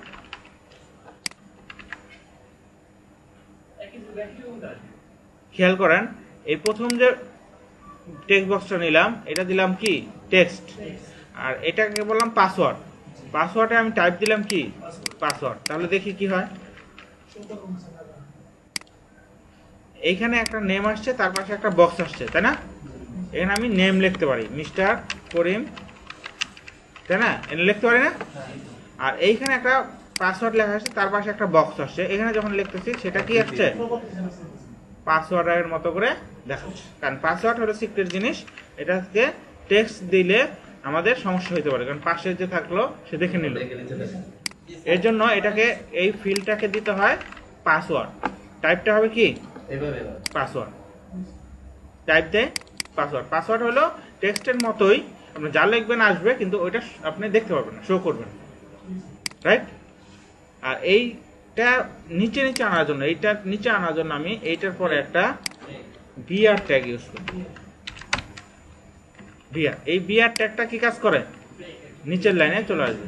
তাহলে প্রথমে আমি লিখলাম নেম, তারপর লিখলাম পাসওয়ার্ড, তারপর আমি লিখতে পারি আর একটা বিআর দেই, রাইট? তারপর আমি লিখতে পারি লেবেল, লেবেলের মধ্যে লিখতে পারি অ্যাড্রেস, রাইট? হ্যাঁ, অ্যাড্রেস লেখার জন্য ইনপুট টাইপ হবে টেক্সট, রাইট? কি? হ্যাঁ, যত ফিল্ড লাগবে আমার, এগুলোকে বলে ফিল্ড, যত ফিল্ড তৈরি করতে হবে। আচ্ছা দেখি, এখন এইখানে আমি অ্যাড্রেসের জন্য একটা বক্স পেলাম, সেটা হলো টেক্সট বক্স। কিন্তু অ্যাড্রেসের টেক্সট বক্সটা আমরা জানি একটু বড় থাকে, সাধারণত একটু বড় থাকে। তো এর জন্য যেসব টেক্সট বক্স বা ডেসক্রিপশন, মনে করেন লেখা থাকলো অ্যাড্রেস না, লেখা থাকলো ডিটেলস, ইউর ডিটেলস বা ডেসক্রিপশন, তখন একটু বড় বক্স দরকার। এই ধরনের আমাদের রেজিস্ট্রেশন ফর্মে যদি কোনো বড় বক্স দরকার হয়, তখন আমরা ইনপুট টাইপ এইটা ইউজ করি না। এটার জন্য একটা ট্যাগ আছে, সেই ট্যাগটার নাম হলো টেক্সট এরিয়া। এটা একটা HTML ট্যাগ। আর টেক্সট এরিয়া ট্যাগটা হলো এই পেয়ার ট্যাগ, মানে দুইটা। যেমন ইনপুট ট্যাগটা হলো সিঙ্গেল, কিন্তু যেমন লেভেল ট্যাগটা হলো পেয়ার, আর টেক্সট এরিয়া ট্যাগটা হলো পেয়ার। অপশন না, এই ট্যাগটাই এরকম, মানে টেক্সট এরিয়া শুরু করতে হবে, টেক্সট এরিয়া শেষ করতে হবে। আর হ্যাঁ এই এরকম দেন অথবা এরকম দেন, সমস্যা নেই। এরকম দিলে এখানে যে টেক্সট বক্সটা আসবে সেই টেক্সট বক্সটা একটু খেয়াল করে দেখেন, একটু বড়, এবং যত লিখতেছেন এই যে এরকম আপনি এই যে একটা দেখা যায় বড় হচ্ছে। এই যে বড়, হ্যাঁ অ্যাড্রেস, হ্যাঁ না এই যে এইটাকে আপনি ইচ্ছা করলে উপরে উঠাই দিতে পারবেন বা নিচে উঠাইতে পারবেন, এটা এগুলো সিএসএস দিয়ে করতে পারেন। আর আমরা এই যে ফর্ম টেবিলটা নিতেছি সেই টেবিলটাকে একটা টেবিলের ভিতরেও ফালাইতে পারি, ফর্মটাকে টেবিলের ভিতরে ফেলে সেটার অ্যালাইনমেন্ট টপ না সেন্টার না বটম এগুলা সেট করতে পারি। আমরা এগুলো দেখব। এখন আমরা আপাতত যেটা দেখতেছি সেটা হলো এই যে একটা ফর্ম নেওয়ার জন্য কি কি ট্যাগ বা কি কি ফর্মের কি ফিল্ড থাকে। হ্যাঁ এটা একটা ফিল্ড টেক্সট বক্স, এটা হলো একটা পাসওয়ার্ড, এটা হলো একটা অ্যাড্রেসের জন্য, তাই না? বুঝা গেছে? তারপরে আমি একটা বিআর নেই,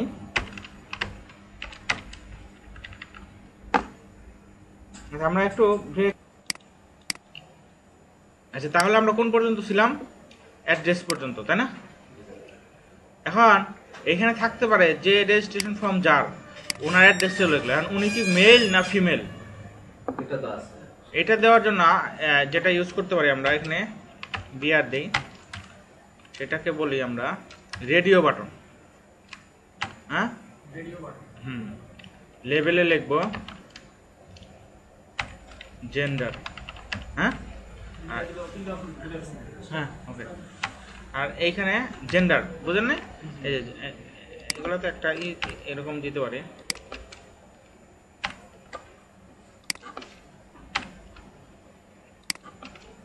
এই ঠিক আছে। এই জেন্ডার, জেন্ডার এখানে মেল না ফিমেল এখানে টেক্সট বক্সে দিব না আমরা, যে সে লিখে দিবে। এখানে দুটো বাটন থাকবে, যে কোনো একটা বাটনে ক্লিক করে দিবে। তো সে তার জন্য ইউজ করব এখানে রেডিও, কি ইউজ করব? রেডিও।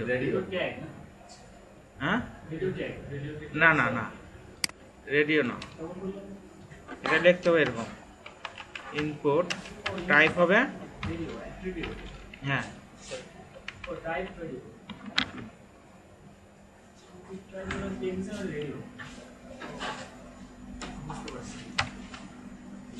এটা দুইটা আসে পড়ে কেন?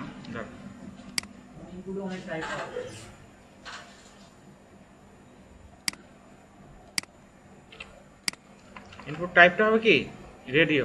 আর এই রেডিও বাটনটা কার জন্য লিখলাম? মেল, ঠিক আছে। আর এই রেডিও বাটনটা লিখলাম, দেখি এখন কি হয়। এই দেখেন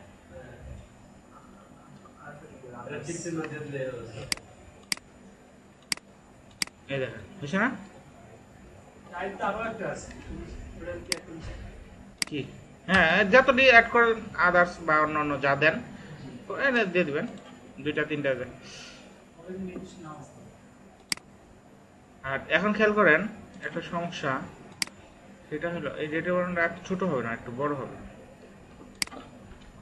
ভুল হয়েছে, এই যে এখন বড় দেখা যায় না একটু, এই যে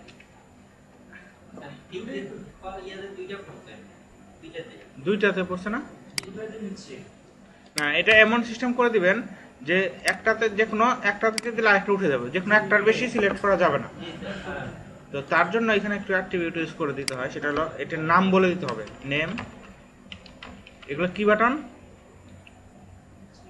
রেডিও, অথবা বলতে পারেন জেন্ডারের জন্য। এটা কার জন্য? জেন্ডার। এই নামটা দুইটাতে সেম দিবেন, একই নাম দিবেন। এই নামটা যতগুলো রেডিও বাটন থাকবে সবগুলোতে সেম নাম। এই যে হয়েছে। এখন একটাতে ক্লিক করলে আরেকটা, না দুইটা নেবেন।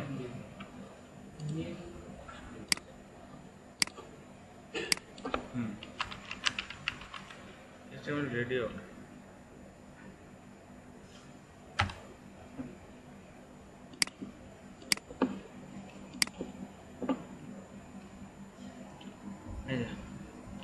টাইপটা টেক্সট দিছে, এখানে রেডিওটা হবে। এই যে টাইপ হয় রেডিও। এবং এখানে দেখেন আরেকটা জিনিস দিচ্ছে ভ্যালু। ভ্যালুটা কি জিনিস? এর মানে মূল্য আর কি। ভ্যালু মানে মূল্য, রাইট। এখানে কি? এখানে ওরকমই জিনিস বলেছে। অর্থাৎ ভ্যালু হলো, আমি বলি ভ্যালুটা কি, ভ্যালুটা এই টেক্সট বক্সটা আছে না, টেক্সট বক্সের ভিতরে কি বলছে, নেম লেখো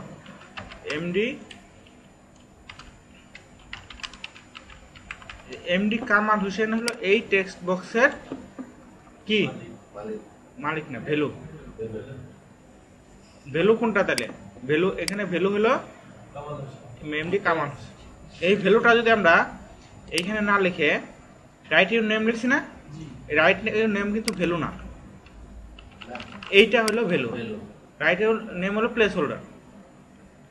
রাইট ইউর নেম কি এই টেক্সট বক্সের ভিতরে তো রাইট ইউর নেম আছে না? তাহলে রাইট ইউর নেম কি ভ্যালু না? এইখানে যেটা রাইট ইউর নেম, যে নামটা লিখবো ওইটা হলো ভ্যালু।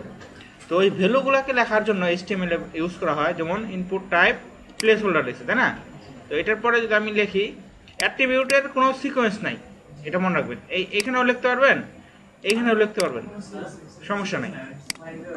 হ্যাঁ হ্যাঁ, এখানে যদি আপনি বলেন ভ্যালু, ভ্যালু দিয়ে যদি বলেন আমার নাম হলো এমডি সোহেল, মনে করেন সোহেল রানা, এরকম লেখা। তো এখানে এসে রিফ্রেশ দেন, এই যে এখন যে নামটা লেখা আসলো এটা কি ভ্যালু। তো ওই ভ্যালু অনেক সময় আপনি এইখান থেকেও সেট করে দিতে পারেন। তো টেক্সট বক্সের ভ্যালু সাধারণত সেট করা হয় না, কারণ তুমি টেক্সট বক্সে যে রেজিস্ট্রেশন করবে তার কি নাম দিবে এটা একমাত্র সেই জানে, আমি জানি না। আর এইখানে এসে কি করবে, এইখানে এসে করবে সে যেটাতে সিলেক্ট করবে তার ব্যাকএন্ডে একটা ভ্যালু পাস হবে। সেই ভ্যালুটা কি দিব সেটা আমি কোডে লিখে দিতে পারি এবং সেই ভ্যালু ধরে আমি কাজ করব। এই যে এই পাশে যে লিখে দিছি এটা শুধু জাস্ট ডিসপ্লে, এটা নেম লিখে দিছি, খেয়াল করেন এই মেল। যখন এই বাটনে ক্লিক করবে তখন আমার ডাটাবেজে যায় মেল সেভ হবে বা ফিমেল সেভ হবে। এখানে যে নাম লিখবো ওই নামটা যায় আমার ডাটাবেজে সেভ হবে। তাহলে যে নামটা সেভ হবে ওইটা হলো ভ্যালু, এই ফিল্ডের ভ্যালু। তো এই যখন আমি মেল বা ফিমেলে সিলেক্ট করব তারও ভ্যালু লাগবে, তার ভ্যালু। তো আমি এখানে ক্লিক করলে সে ভ্যালু বুঝতেছে না কোনটা, তো সেই ক্ষেত্রে আমি এখানে বলে দিতে পারি যে ভ্যালু মেল আর ভ্যালু, মানে কথাটা বুঝতে পারছেন? নেম তো জেন্ডার নেম দিতে হবে কারণ চেনার জন্য, এবং প্রতিটা ফিল্ডের রেডিও বাটনের নাম সেম দিতে হয়। কেন সেম দিতে হয়? কারণ রেডিও বাটনের একটা বৈশিষ্ট্য হলো যে এখানে 10টা রেডিও বাটন থাকুক, মনে করেন আরেকটা রেডিও বাটন দিলাম আমি,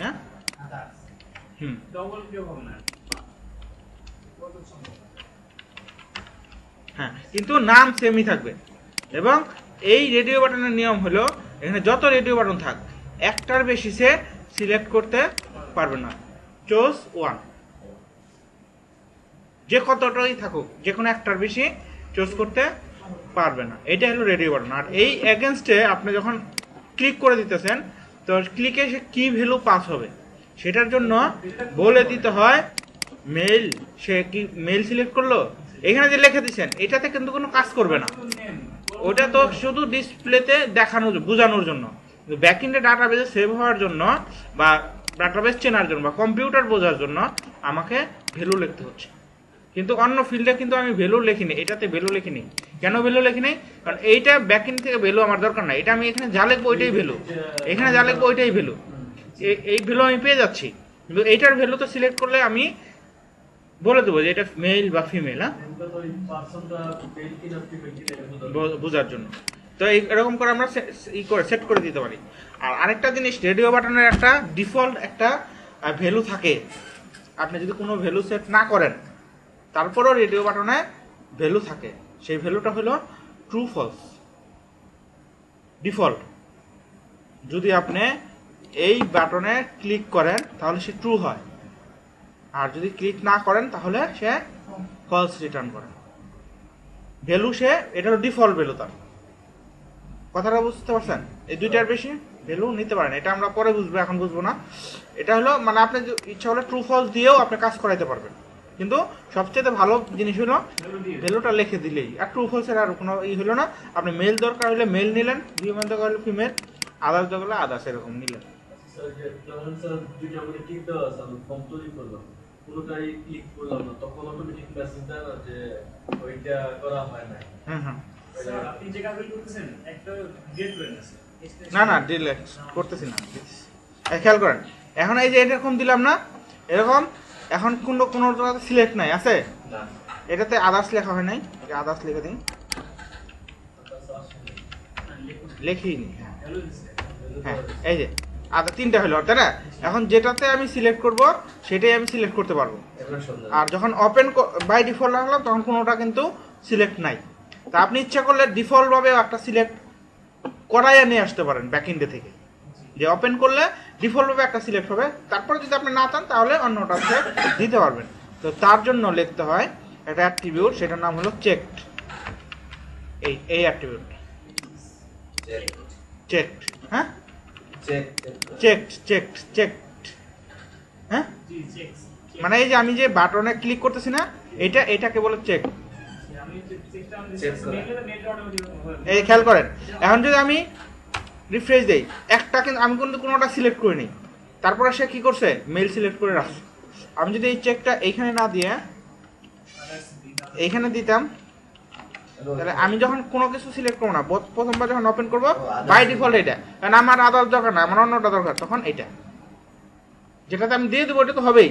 আর ডিফল্ট ব্যাকে থেকেও একটা নিয়ে আসতে পারে। এগুলো দেখাচ্ছি কারণ এগুলো কাজে না দিলেও হয়, কিন্তু এগুলো ইউজটা মানে ট্যাগের ব্যবহার দেখতেছি তখন। সুবিধা আছে, অনেকে বুঝবে না, অনেকে বুঝে না। এক্সাম্পল তাহলে আমরা এখানে HTML এর একটা ইনপুট টাইপ দেখলাম, সেটার নাম হলো রেডিও। আর রেডিও বাটনের বৈশিষ্ট্য হলো সে অনলি ওয়ান সিলেক্ট করতে পারে। আচ্ছা, এখন আমাদের ফর্মে এরকম তো দরকার হইতে পারে যে এরকম একাধিক সিলেক্ট করা দরকার হতে পারে, এরকম টপিকও থাকতে পারে। যেমন আপনার সাবজেক্ট, স্টুডেন্ট ইনফরমেশন যখন স্টুডেন্ট যখন সাবমিট করবে, সে কি কি সাবজেক্টে চয়েস তার, সে টিক দিয়ে দিবে। তো এখানে একটাতে দিলে হবে না, একাধিক দেওয়ার দরকার হইতে পারে, সেই ক্ষেত্রে রেডিও বাটন হবে না। সেই জন্য HTML এ চেক বক্স নামে একটা অপশন রাখছে, আমরা দেখি। মনে করেন আপনি এখানে লিখলেন লেবেলের ভিতরে সাবজেক্ট বা চুজ ইউর সাবজেক্ট, হ্যাঁ এরকম এরকম লিখলেন। লেখার পরে এখন এখানে লিখবেন input type check box, check box, right? এটা একটা ক্লোজ করলে আরেকটা চলে আসে, দেখছেন? কারণ আমি ওই যে অটো ইটা দিয়ে রাখছি না, কিন্তু ইনপুট টাইপটা মনে রাখবেন এটা সিঙ্গেল টাইপ। এই সাবজেক্টটা হবে মনে করেন বাংলা, এরকম কিছু, ইংলিশ, ঠিক আছে? তারপরে মনে করেন অন্য সাবজেক্ট দিলেন, ম্যাথ, এরকম দিলেন, না আরো সাবজেক্ট দিলেন, সমস্যা নাই, রিফ্রেশ দেন। এখানে খেয়াল করেন, এখানে যে বক্সগুলো আসছে, এখানে আপনি এইটাও সিলেক্ট করতে পারেন, এটাও সিলেক্ট করতে পারেন, এটাও সিলেক্ট করতে পারেন, অথবা যে কোনো দুইটা সিলেক্ট করতে পারেন বা তিনটা সিলেক্ট করতে পারেন। আর এইটা যে বক্সটা আছে এইখানে রেডিও বাটন, অর্থাৎ যেখানে রেডিও বাটন অনলি ওয়ান, সেখানে আমরা ইউজ করব রেডিও বাটন। আর যেখানে একাধিক অপশন চয়েস দিব আমি, সেখানে আমি দিব চেক বক্স। এই যে এইগুলাকে বলে চেক বক্স। তো চেক বক্স লেখার জন্য নিয়ম হলো লিখতে হয় ইনপুট টাইপ চেক বক্স। আর এই চেক বক্সেরও একই রকম ভাবে আপনি নেম দিতে পারেন এবং ভ্যালু দিতে পারেন। তবে এখানে নেম দেওয়ার ক্ষেত্রে কিন্তু সবগুলার এক নাম হবে না, এক একটা এক নাম হবে। রাইট? তাহলে এটা আমরা দেখলাম চেক বক্স। তাহলে একটা ফর্মে আর কি কি থাকে আপনাদের আইডিয়া আছে না? সবার লাস্টে একটা বাটন থাকে সাবমিট। তার জন্য আপনাকে দিতে হবে এখানে হ্যাঁ দেখাবো, একটা একটা দেখাই। আচ্ছা একটা একটা আসি। এখন আমরা আসছি সাবমিটে। তাহলে সাবমিট যদি আনতে চাই তাহলে লিখতে হবে ইনপুট টাইপ হবে সাবমিট, টাইপই এটার সাবমিট। রাইট? এবং এটার একটা ভ্যালু সেট করতে হয়, কারণ সাবমিটের ভ্যালু সেভ হয় না ডাটাবেজে। সাবমিটের ভ্যালু মানে আপনি ওই যে বাটনটা তৈরি করবেন তার উপরে কি লেখা থাকবে। জি আপনি যদি লেখান সেভ, তাহলে সেই বাটনের উপরে লেখা হবে সেভ। খেয়াল করেন, এই যে বাটনটা যে তৈরি হলো, যে বাটনটা তৈরি করলাম, এই বাটনটা হলো একটা সাবমিট বাটন বা সেভ বাটন। এখানে ইনফরমেশন লিখবেন, হ্যাঁ, বাটনে ক্লিক করবেন, তারপরে সেভে ক্লিক করবেন। বোঝা গেছে? তাহলে এটা হলো আমাদের সাবমিট বাটন। সেভ যখন করব, যদি Save একটা অপশনে যদি আমার লেখা বাকি থাকে যেটা ইম্পর্টেন্ট লিখতে হবে, যেমন ফোন নাম্বার থাকতে পারে যে লিখতে হবে, ওটা না হলে সে স্টেপ নেবে না, ডাটা দিবে।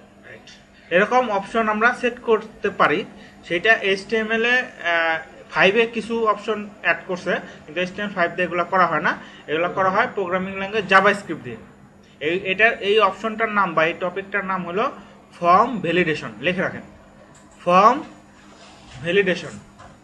হ্যাঁ, মনে রাখবেন, এটা আমরা দেখবো ফর্ম ভ্যালিডেশন। বলবেন যে আমাদের তো ফর্ম ভ্যালিডেশন দেখার কথা ছিল, ভ্যালিডেশন বলে এটাকে, ফর্ম ভ্যালিডেশন। এটার নাম মানে এটা HTML এ এরকমই বলে, কি বলে, ফর্ম ভ্যালিডেশন।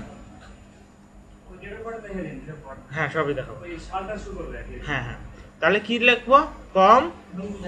ওটা কিসের কাজ?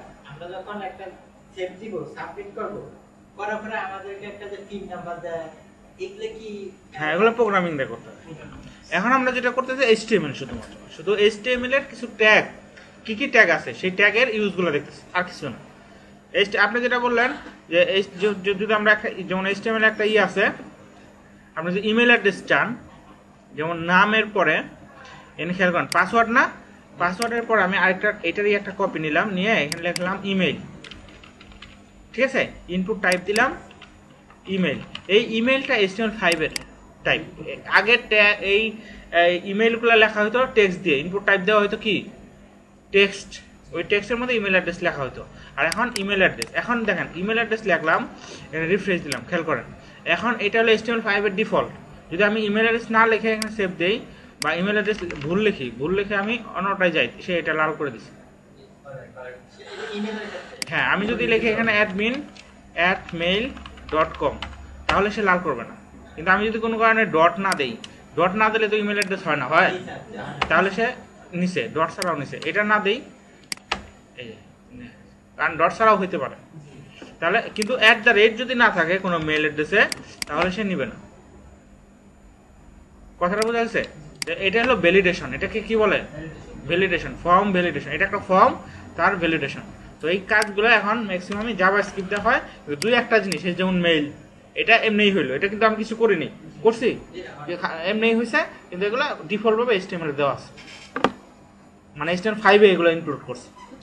কিন্তু আপনি যদি আরো কিছু চান বা আরো অ্যাক্সেস চান, যে এই ফিল্ডটাকে পূরণ করবেন, এই ফিল্ডটা যদি কেউ পূরণ না করে এখানে সাবমিট বাটনে ক্লিক করে, তাও সাবমিট হচ্ছে। দেখেন এখানে ক্লিক করলে এইখানে একটা চাকার মতো ঘুরতেছে, খেয়াল করেন, এই যে এটা হলো সাবমিট হয়েছে। আর যদি আপনি এখানে কোনো কিছু না লিখে আপনি এখানে ক্লিক করেন, তাহলে সাবমিট হবে না। এখানে একটা মেসেজ আসবে যে রাইট ইউর নেম।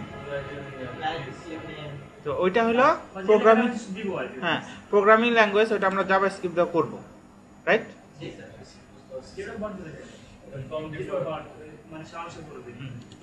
তাহলে এখানে আমরা একটা বাটন দেখলাম, সেটা হলো কি সাবমিট বাটন।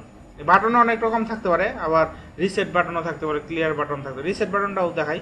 রিসেট বাটনটা কি, এই যে এইখানে ইনপুট টাইপ সাবমিট না দিয়ে রিসেট দিবেন, আর ভ্যালু দিবেন ক্লিয়ার বা রিসেট, যাই দেন না কেন সমস্যা নেই। এখন করেন, খেয়াল করেন, এখানে আপনি লিখলে না, কোনো কারণে এগুলো আপনি চান না, তখন এখানে যদি ক্লিয়ার ক্লিক করেন, ওরা সব চলে যাবে। লেখার পরে ভুল হইলো বা কিছু হইলো, ক্লিয়ার করলে চলে গেল। আর এটাতে ক্লিক করলে সে কি হয়ে যাবে, সেভ হয়ে যাবে বা সাবমিট হয়ে যাবে।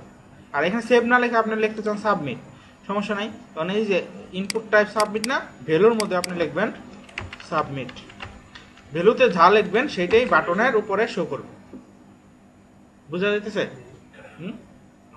এখন আপনারটা হলো ডেট অফ বার্থ।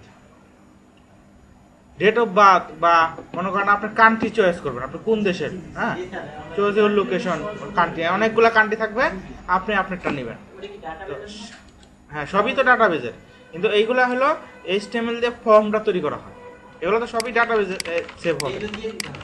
সবই ডাটাবেজে সেভ হবে, কিন্তু এইগুলো আমরা তৈরি করতেছি কি, মানে এইগুলো দিয়েই ফর্মটা তৈরি করা হয়। ব্যাকএন্ডে প্রোগ্রামিং কাজ করে, ওটা আলাদা জিনিস, কিন্তু এটা ডিজাইনটা বা একটা ফর্ম তৈরি করা, আর এটাকে সুন্দর করার জন্য, ডিজাইন করার জন্য আমরা CSS ইউজ করব, ওটা পরে। আরেকটা জিনিস স্যার, এই যে নেম পাসওয়ার্ড, নেমের যে ইয়াটা ওয়েটটা পাসওয়ার্ড, ঠিক আছে, এটা একই বরাবর হবে। এই যে হ্যাঁ, এইগুলো হলো মানে দেখতে সুন্দর লাগতেছে না, তাই না? জি, স্যার। কারণ এই ফিল্ডটা আসছে এইখানে, আবার এইটা এখান থেকে শুরু হয়েছে, সবগুলোর একটা অ্যালাইনমেন্ট যদি সমান থাকতো জি স্যার, তাহলে সুন্দর লাগতো না? জি স্যার। তা এই যে অ্যালাইনমেন্ট সমান রাখা বা এই যে একটা স্টাইল করা, এগুলোকে বলে CSS। তো আপনি প্রাথমিকভাবে এখন আমরা যতটুকু শিখছি এতটুকুর মধ্যেও করতে পারেন। এটাকে যদি আপনি একটু মানে অ্যাপ্লাই করেন, সেটা হলো এটাকে কাট করে এই ফর্ম নিছেন না, ফর্মের ভিতরে একটা টেবিল নেন। এটা হলো আপনি এমনি আপাতত আর কি, মানে CSS ছাড়াই যদি করতে চান, তাহলে টেবিল নিলেন, টেবিলের ভিতরে আপনি বললেন TR, ঠিক আছে, TR এর ভিতরে আপনি কয়টা কলাম নেবেন, মানে 3টা TD, ঠিক আছে। একটাতে দিলেন আপনি মনে করেন নেম, আরেকটাতে দিলেন ক্লোন, আর আরেকটাতে দিবেন ইনপুট টাইপ টুইপ যা আছে। তো এটা খেয়াল করেন, আমি দেখাই, এটুকু আমি তো কাট করে রাখছিলাম, পেজ দিলাম, নেম তো লিখছি তাই না, নেম লিখছি এটার ভিতরে, মানে এই লেভেলটা লিখলাম। এখন লেভেল না লিখলেও অসুবিধা নেই, ঠিক আছে, কারণ কি এখন একটা ট্যাগের ভিতরে অলরেডি আছে, TD-র ভিতরে নামটা আছে, তাই না?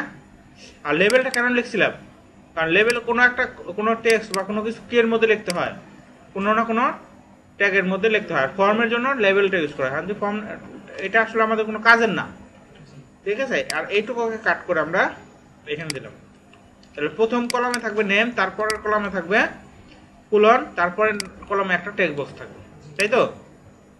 আর এইখানে বিআরটা দিছিলাম, এই বিআরটা কেন দিছিলাম, নিচের লাইনে আসার জন্য। আর টেবিল তো অটোমেটিকই কলাম রো তৈরি করে, এটার আলাদাভাবে বিআর দেওয়ার দরকার নাই। তাহলে আমার দেখেন কমে যাচ্ছে কিছুই, হ্যাঁ এটা এখন এটারই কপি করে কয়েকটা এই, তারপরটা দিই পাসওয়ার্ড,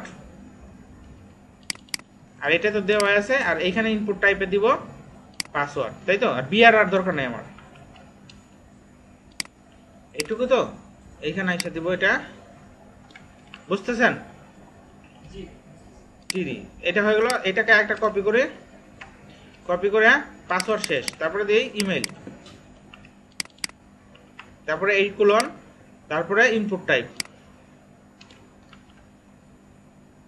টিডির ভিতরে আমি কি করলাম, ইনপুট টাইপ দিলাম, তাহলে ইমেলও হয়ে গেল। এটাকে একটা কপি করে, এখন আছে কি অ্যাড্রেস, অ্যাড্রেসের আমি টেক্সট এরিয়া দেবো, তাই না, কারণ অ্যাড্রেসটা আমাদের বড় থাকে। এই তারপর অ্যাড্রেসও শেষ হয়ে গেল, বিআরও শেষ হয়ে গেল। এটাকে আমি একটা কপি করে এখন দিলাম জেন্ডার, তারপর এইটার ভিতরে এখন এই তিনটা দিছি না, এই তিনটা কোনটার ভিতরে, এইটার ভিতরে, বুঝা গেছে?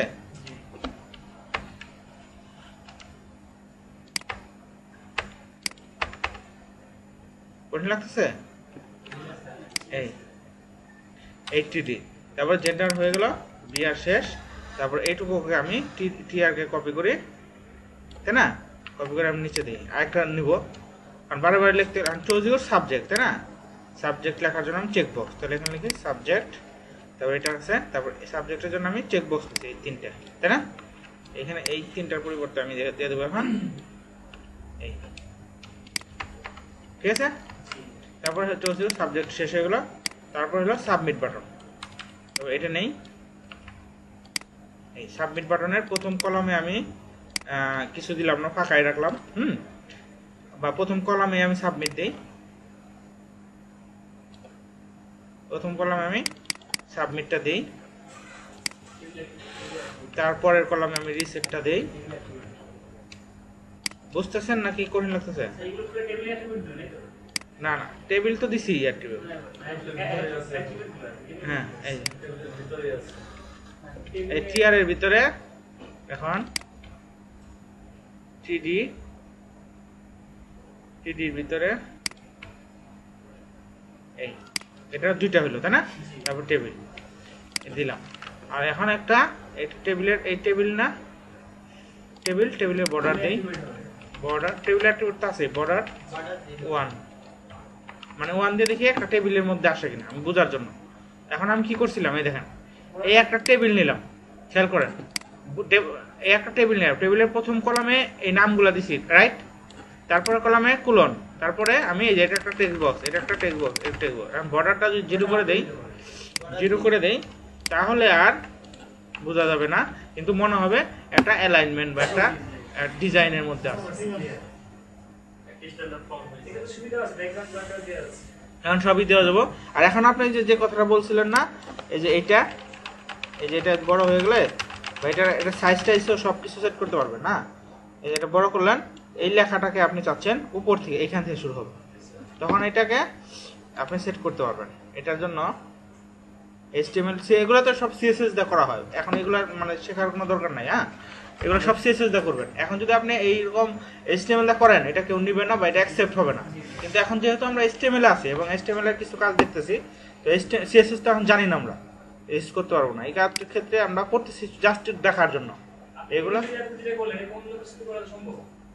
এই টেবিল দিয়ে করেন, এগুলো সব এই CSS দিয়ে করেন, ডিপ দিয়ে। হ্যাঁ, এটা দরকার, এটা জাস্ট দেখানোর জন্য। বা এতে আমাদের টেবিলের প্র্যাকটিসটাও হয়ে গেল, বা টেবিলটা কি কাজে লাগে এটাও একটা বোঝাও গেল। স্ট্যান্ডার্ড পর্যায়ে আছে। এই সাবজেক্টটা হচ্ছে এখানে বি অ্যালাইন বলতে হয়, এই বি অ্যালাইনটা বলতে হয় টপ। তাহলে এখন যেটা হবে বি অ্যালাইন, এখন খেয়াল করেন, এখন আপনি এটা যতই বড় হচ্ছে না, বাই ডিফল্ট এখন উপরে আসছে না, না হইছে এই উপরে আসছে। আর এইটার কো আপনি কি করতে পারেন, হাইট উইথ দিয়ে দিতে পারেন। কিভাবে? বি অ্যালাইন মানে ভার্টিক্যাল অ্যালাইন, দুইটা আছে, একটা ভার্টিক্যাল একটা হরিজন্টাল। হরিজন্টাল মানে আমি দেখাই, আপনি এই যে এটা এখানে দিয়েছি, এখানে না তো, এটা দিব আসলে আমি কোথায়, টেক্সট এরিয়াতে এইখানে। হ্যাঁ, এখানে অ্যাড্রেসের মধ্যে দিব।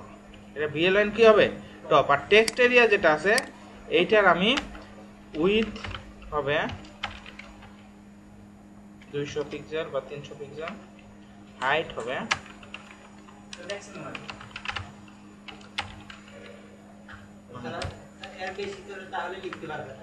না লিখতে পারবো, আমি দেখাচ্ছি। এরকম আমি এটাকে বড় করতে যাচ্ছি, বক্সটা বড় করলে দেখেন এই অ্যাড্রেস লেখাটা যেটা আছে এটা কিন্তু উপরে আসছে, তাই না? আর কোলনটা নিচে আছে, তাহলে কোলনের এখানেও আমি যদি ভি অ্যালাইনটা দিয়ে দেই তাহলেই হয়ে যাবে। এখন যে দেখেন, এখন খেয়াল করেন আমি যেটা দেখা, এই যে এই টেক্সটটা কি উপর থেকে আসছে না, এইটাই এগুলো করা হয়, যদিও এগুলো এখন এরকম। আর এইটাকে আপনি হাইট উইথ সেট করতে পারেন, এটা এই যে হাইট বা উইথ এবং সেট করতে পারেন। আরেকটা অপশন লেখা আছে স্যার, কি বলেন? আমি এই পেজটা এখন ইউজ করব না, ক্যান্সেল করব, সাবমিটের পরে ক্লিয়ারের পরে ক্যান্সেল না, ক্যান্সেল বলতে মানে ক্যান্সেল পেজটা চলে যাবে, এই পেজই চলে যাবে, মানে এই পেজটা বাদ হয়ে যাবে। না না, ক্যান্সেল অপশন করলে এই পেজ চলে যাবে এরকম না। আপনি এখানে ক্রস বাটন থাকে, এটাকে বন্ধ করে দিতে পারেন আপনি, ঠিক আছে? ক্যান্সেল বাটন করলে এরকম ক্রস চলে যাবে। আমরা তো পেজের ক্রসের কাজ করতেছি না, আমরা করতেছি একটা ফর্ম আসবে, ফর্ম ফিল্ডের মধ্যে কি কাজ করবে, সাবমিটে ক্লিক করলে সাবমিটে এগুলো সাবমিট হবে। এগুলো যদি আমরা ক্লিয়ার করতে চাই তাহলে ক্লিয়ার হবে, বা অন্য কিছু করতে চাইলে তখন আসবে। কিন্তু আমি যদি পেজ বন্ধ করতে চাই, ওটা তো ফর্মের সাথে রিলেটেড না, ওটা আলাদা জিনিস। মানে কিছু আছে কিনা তাই বলছি। হ্যাঁ অবশ্যই আছে, ফর্মের এইগুলোই তো দেখাইতেছে না না, এই সাবমিট ক্লিয়ার সেটা কি আর কিছু মানে জানা আছে না, যেটা মানে জানা প্রয়োজন মানে আমরা ইউজ না করি, প্রয়োজন আছে না, মানে জানা প্রয়োজন আছে। তো সাবমিট ক্লিয়ার লাস্টে ক্লিয়ার, এরপরে কি এক্সট্রা কিছু করা যায়? ক্লিয়ার বা রিসেট বলে আরো আপনি এমনি যদি আরো বাটন করতে চান, আর বাটন থাকে সাবমিটে। ক্যান্সেল কি আমি পাই না তো, ক্যান্সেল কি আছে, ক্যান্সেল বাটন থাকে না। আচ্ছা দেখি আরো থাকলে আমরা দেখাবো। হ্যাঁ হ্যাঁ, আচ্ছা এখন যেটা দেখাবো সেটা হলো ওই যে অনেকগুলা থাকবে লিস্টের মতো, ক্লিক করব, অনেকগুলো আসবে, যে কোনো একটা চয়েস করে দিব ডিফল্ট। তো এটা তো এটা আমি লিখি সাবজেক্টের পরেই লিখি, এখানে লিখি এখানে আরেকটা টিয়ার নেই, ঠিক আছে? টিয়ারের ভিতরে টিডি কয়টা থাকে আমাদের? 3টা না? একটার মধ্যে থাকে কান্ট্রি না? তারপর ডিস্ট্রিক্ট, থানা, না একটা লিখি, আমি জিনিসটা দেখাইতেছি। এখানে আমি ক্লোন দিই, তাই তো? তাহলে এখন কিরকম আসবে দেখি। এই যে এখন থাকবে চোজুর কান্ট্রি, আর এখানে ক্লোন, আর এইখানে আমি একটা করব, সিলেক্ট বক্স বলে, এটা চুজ করব, ক্লিক করব, অনেকগুলো থাকবে, যে কোনো একটা আমি চয়েস করে দেব। তো এর জন্য আমাদের HTML এর এটা আসে হলো অপশন থেকে, অপশনের মধ্যে সিলেক্ট, হ্যাঁ অপশনটা, এটা অপশনের ভিতরে থাকে, এটা দেখে নিই। এগুলো আমাদের এইখান থেকে দেখে এখানে লেখেন HTML সিলেক্ট বা অপশন ফর্ম, অপশন বা HTML ফর্ম লিখলেও হয়, সমস্ত জিনিস চলে আসবে। না এটা তো অন্য জিনিস, এখানে না, এটা এখানে HTML ফর্ম অপশন, এই যে ঠিক আছে, এটা দিলেন, এখানে যান, এই যে কি লিখতে হয় প্রথমে? সিলেক্টের ভিতরে আপনি যত অপশন দিতে চান, তাহলে এটা সিলেক্টের ভিতরে অপশনের ভিতরে সিলেক্ট, তাহলে প্রথমে আমি সিলেক্ট দেবো, তাই না? এটার ভিতরে অপশন, এই অপশনের ভিতরে প্রথম নাম্বার লিখলেন বাংলাদেশ, ঠিক আছে? তারপরে লিখলেন ইন্ডিয়া, তারপর লিখলেন পাকিস্তান, এরকম অনেকগুলো আমি দেশের নাম আমি দিয়ে দিলাম, তাই না? দিয়ে দেওয়ার পরে এখন কি হয় যে দেখেন, এটা না আমাদের পেজ পে, এটা এখন খেয়াল করো, এনে বললাম আমি চুজ ইউর কান্ট্রি, তারপরে এখানে আমি সিলেক্ট করে যে কোনো দেশ আমি দিতে চয়েস করব, সেই দেশ ইন্ডিয়া দিলে ইন্ডিয়া, লিখতে হবে স্যার। বাংলাদেশ দিলে লিখতে হবে কেন? এই যে এখানে চয়েস সিলেক্ট করে যেটা চয়েস করা দরকার ওইটা আমি চয়েস করে দিব। একেবারে উপরে থাকবে টেবল থাকবে চুজ ইউর কান্ট্রি। হ্যাঁ, এটা থাকলে আপনি এটা ডিফল্ট করতেও পারেন, অথবা আপনি এটা অপশন করতে পারেন যে অপশনের ভিতরে আপনি লিখে দিলেন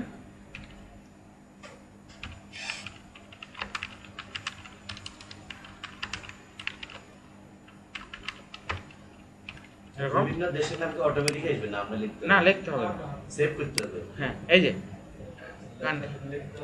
সবাইকে লিখে দেয় স্যার, হ্যাঁ এগুলো স্যার ওয়েবসাইটে আমরা ইয়াতে লিখে দেই, তাহলে ওদের ডাটাবেসে যখন সেভ হবে, ডাটাবেস থেকে আনা যাবে, সমস্যা নেই। ডাটাবেসে থেকে আনা যাবে। এখন আসলে আপনারা যেটা চিন্তা করতেছেন ওইটা তো অনেক আরো অ্যাডভান্স চিন্তা করতেছেন। আমরা এখন যেটা দেখতেছি সেটা হলো একটা ফর্মের মধ্যে HTML এর ভিতরে কিভাবে ফর্ম ট্যাগগুলো ইউজ করা যায়, এটাই। হ্যাঁ হ্যাঁ, এখন HTML এখানে সাবমিট করলে কি হবে ওইটা এখন চিন্তা করার দরকার নেই, সেটা আরো পরে। এটা একটু পরে চিন্তা করি। এখন আমরা এইটুকু যদি আপাতত পারি, হ্যাঁ তাহলেই হবে, ঠিক আছে? কারণ HTML এর বেশি কিছু নাই। HTML কোনো ট্যাগ দিয়ে কি কি শো করাবে, যখন কোনো প্রোগ্রামিং কাজ করাবেন, যেটা বলতেছেন যে এখানে ক্লিক করলে সাবমিট হবে, বা একটা এখানে কোনো ভ্যালু না দিয়ে বাটনে ক্লিক করলে এখানে লেখা দেখাবে ইউর ফিল্ড ইজ এমটি, এগুলো প্রোগ্রামিং। স্যার এখন choose your country, country select করব, তার নিচে অটো চলে আসবে ডিস্ট্রিক্ট, তারপর আবার ডিস্ট্রিক্ট চয়েস করলে অটো চলে আসে থানা। হ্যাঁ হ্যাঁ, ওগুলো করা যাবে, ওগুলো সব প্রোগ্রামিং। এগুলো যদি এখন এখানে ই করতে চান তো এইটা একটার আন্ডারে আবার আরেকটা দিতে হবে, চোজ করে করে, ঠিক আছে? মানে পাকিস্তান আন্ডারে পাকিস্তানের সবগুলো ডিস্ট্রিক্ট। হ্যাঁ হ্যাঁ হ্যাঁ, এটা করে দিতে হবে। এই অ্যাকচুয়ালি দেখি মানে আমাদের ঢুকাইতে হবে। এটা ম্যানুয়ালি বিভিন্ন দেশের নাম আর কি স্যার? না, এই যে এই অপশনের ভিতরে আপনি যে ভ্যালুগুলো দিবেন এগুলা, ঠিক আছে? এই ভ্যালুগুলো আপনি বিভিন্ন জায়গায় থেকে ইনপুট করে এনেও দিতে পারেন, ম্যানুয়ালি লিখেও দিতে পারেন, ডাটাবেস থাকলে ডাটাবেস থেকে কানেক্ট করে ওইখান থেকে লিঙ্ক করে নিয়ে আসতে পারেন, বা কোনো একটা ওয়েবসাইটে এগুলো সমস্ত জিনিস লেখা আছে ওইখান থেকে লিঙ্ক করে দিতে পারেন। এটা বিভিন্নভাবে ইনপুট এক্সপোর্ট করা যায়। হ্যাঁ হ্যাঁ হুম। যাক স্যার, এটা কিন্তু এখন আপাতত ক্লাসের বাইরে। হ্যাঁ, না ক্লাসের বাইরে না, এখন আপাতত এরকমই দিতে হবে, এরকম লেখে লেখেই দিতে হবে। এখন এই লেখাটা আপনি কোনো জায়গা থেকে এখন আপাতত এনে দেওয়ার কোনো সুযোগ নাই। ঠিক আছে, বুঝতে পারছেন? তাহলে এই হলো আমাদের ফর্ম। হ্যাঁ, তো এই একটা ফর্ম আমাদের মোটামুটি তৈরি হলো। এটার জন্য আমাদের টিউটোরিয়াল আছে, দেখেন। হ্যাঁ, আপনাদের দেখা এই ফাইলটা তো সবাই পাইছেন। এটার মধ্যে একটা অংশ আছে, কত নম্বর পেজ থেকে আমি বলে দেই। এখানে একটা লেখা আছে ফর্ম। আমি শেয়ার করে এটুকু যদি প্র্যাকটিস করেন, মোটামুটি ফর্মের অনেক ট্যাগই এটার মধ্যে চলে আসে। তারপরে এক্সেস কোনো ফর্ম বা কোনো কিছু চাইলে ওটা আপনি করতে পারবেন, অসুবিধা নেই। ফর্মটা কই যে ফর্ম লিখে সার্চ দেন স্যার উপরে। হ্যাঁ, সার্চ দিলেও আসবে, কিন্তু এই টেবিলের পরে এটা আসবে। টেবিল তো শিখছি তাই না, এটা টেবিলের পরে আছে। এগুলো সব টেবিলের। হ্যাঁ, এগুলো কি দেখছিলেন আপনারা বাসায়? এই টেবিলের অংশগুলো দেখছিলেন, এই যে কোডগুলো? হ্যাঁ, এগুলো দেখে একটা একটা দেখে দেখে করলে মানে একাই পারবেন। প্রথমবার তো আমি দেখাই দিচ্ছি, কিন্তু এগুলো কিন্তু আমি যে দেখাই দিতেছি এটাই শেষ তা না, এগুলো কিন্তু আবার বাসায় যায় আপনাদের নিজে নিজে করতে হবে। এই দেখা, এইখান থেকে খেয়াল করেন, এই লাল দাগ আছে না, HTML ফর্ম, যেটা পেজ নাম্বারটা আমি বলে দিই। এই যে কত, ফর্ম তো অনেক কাজ।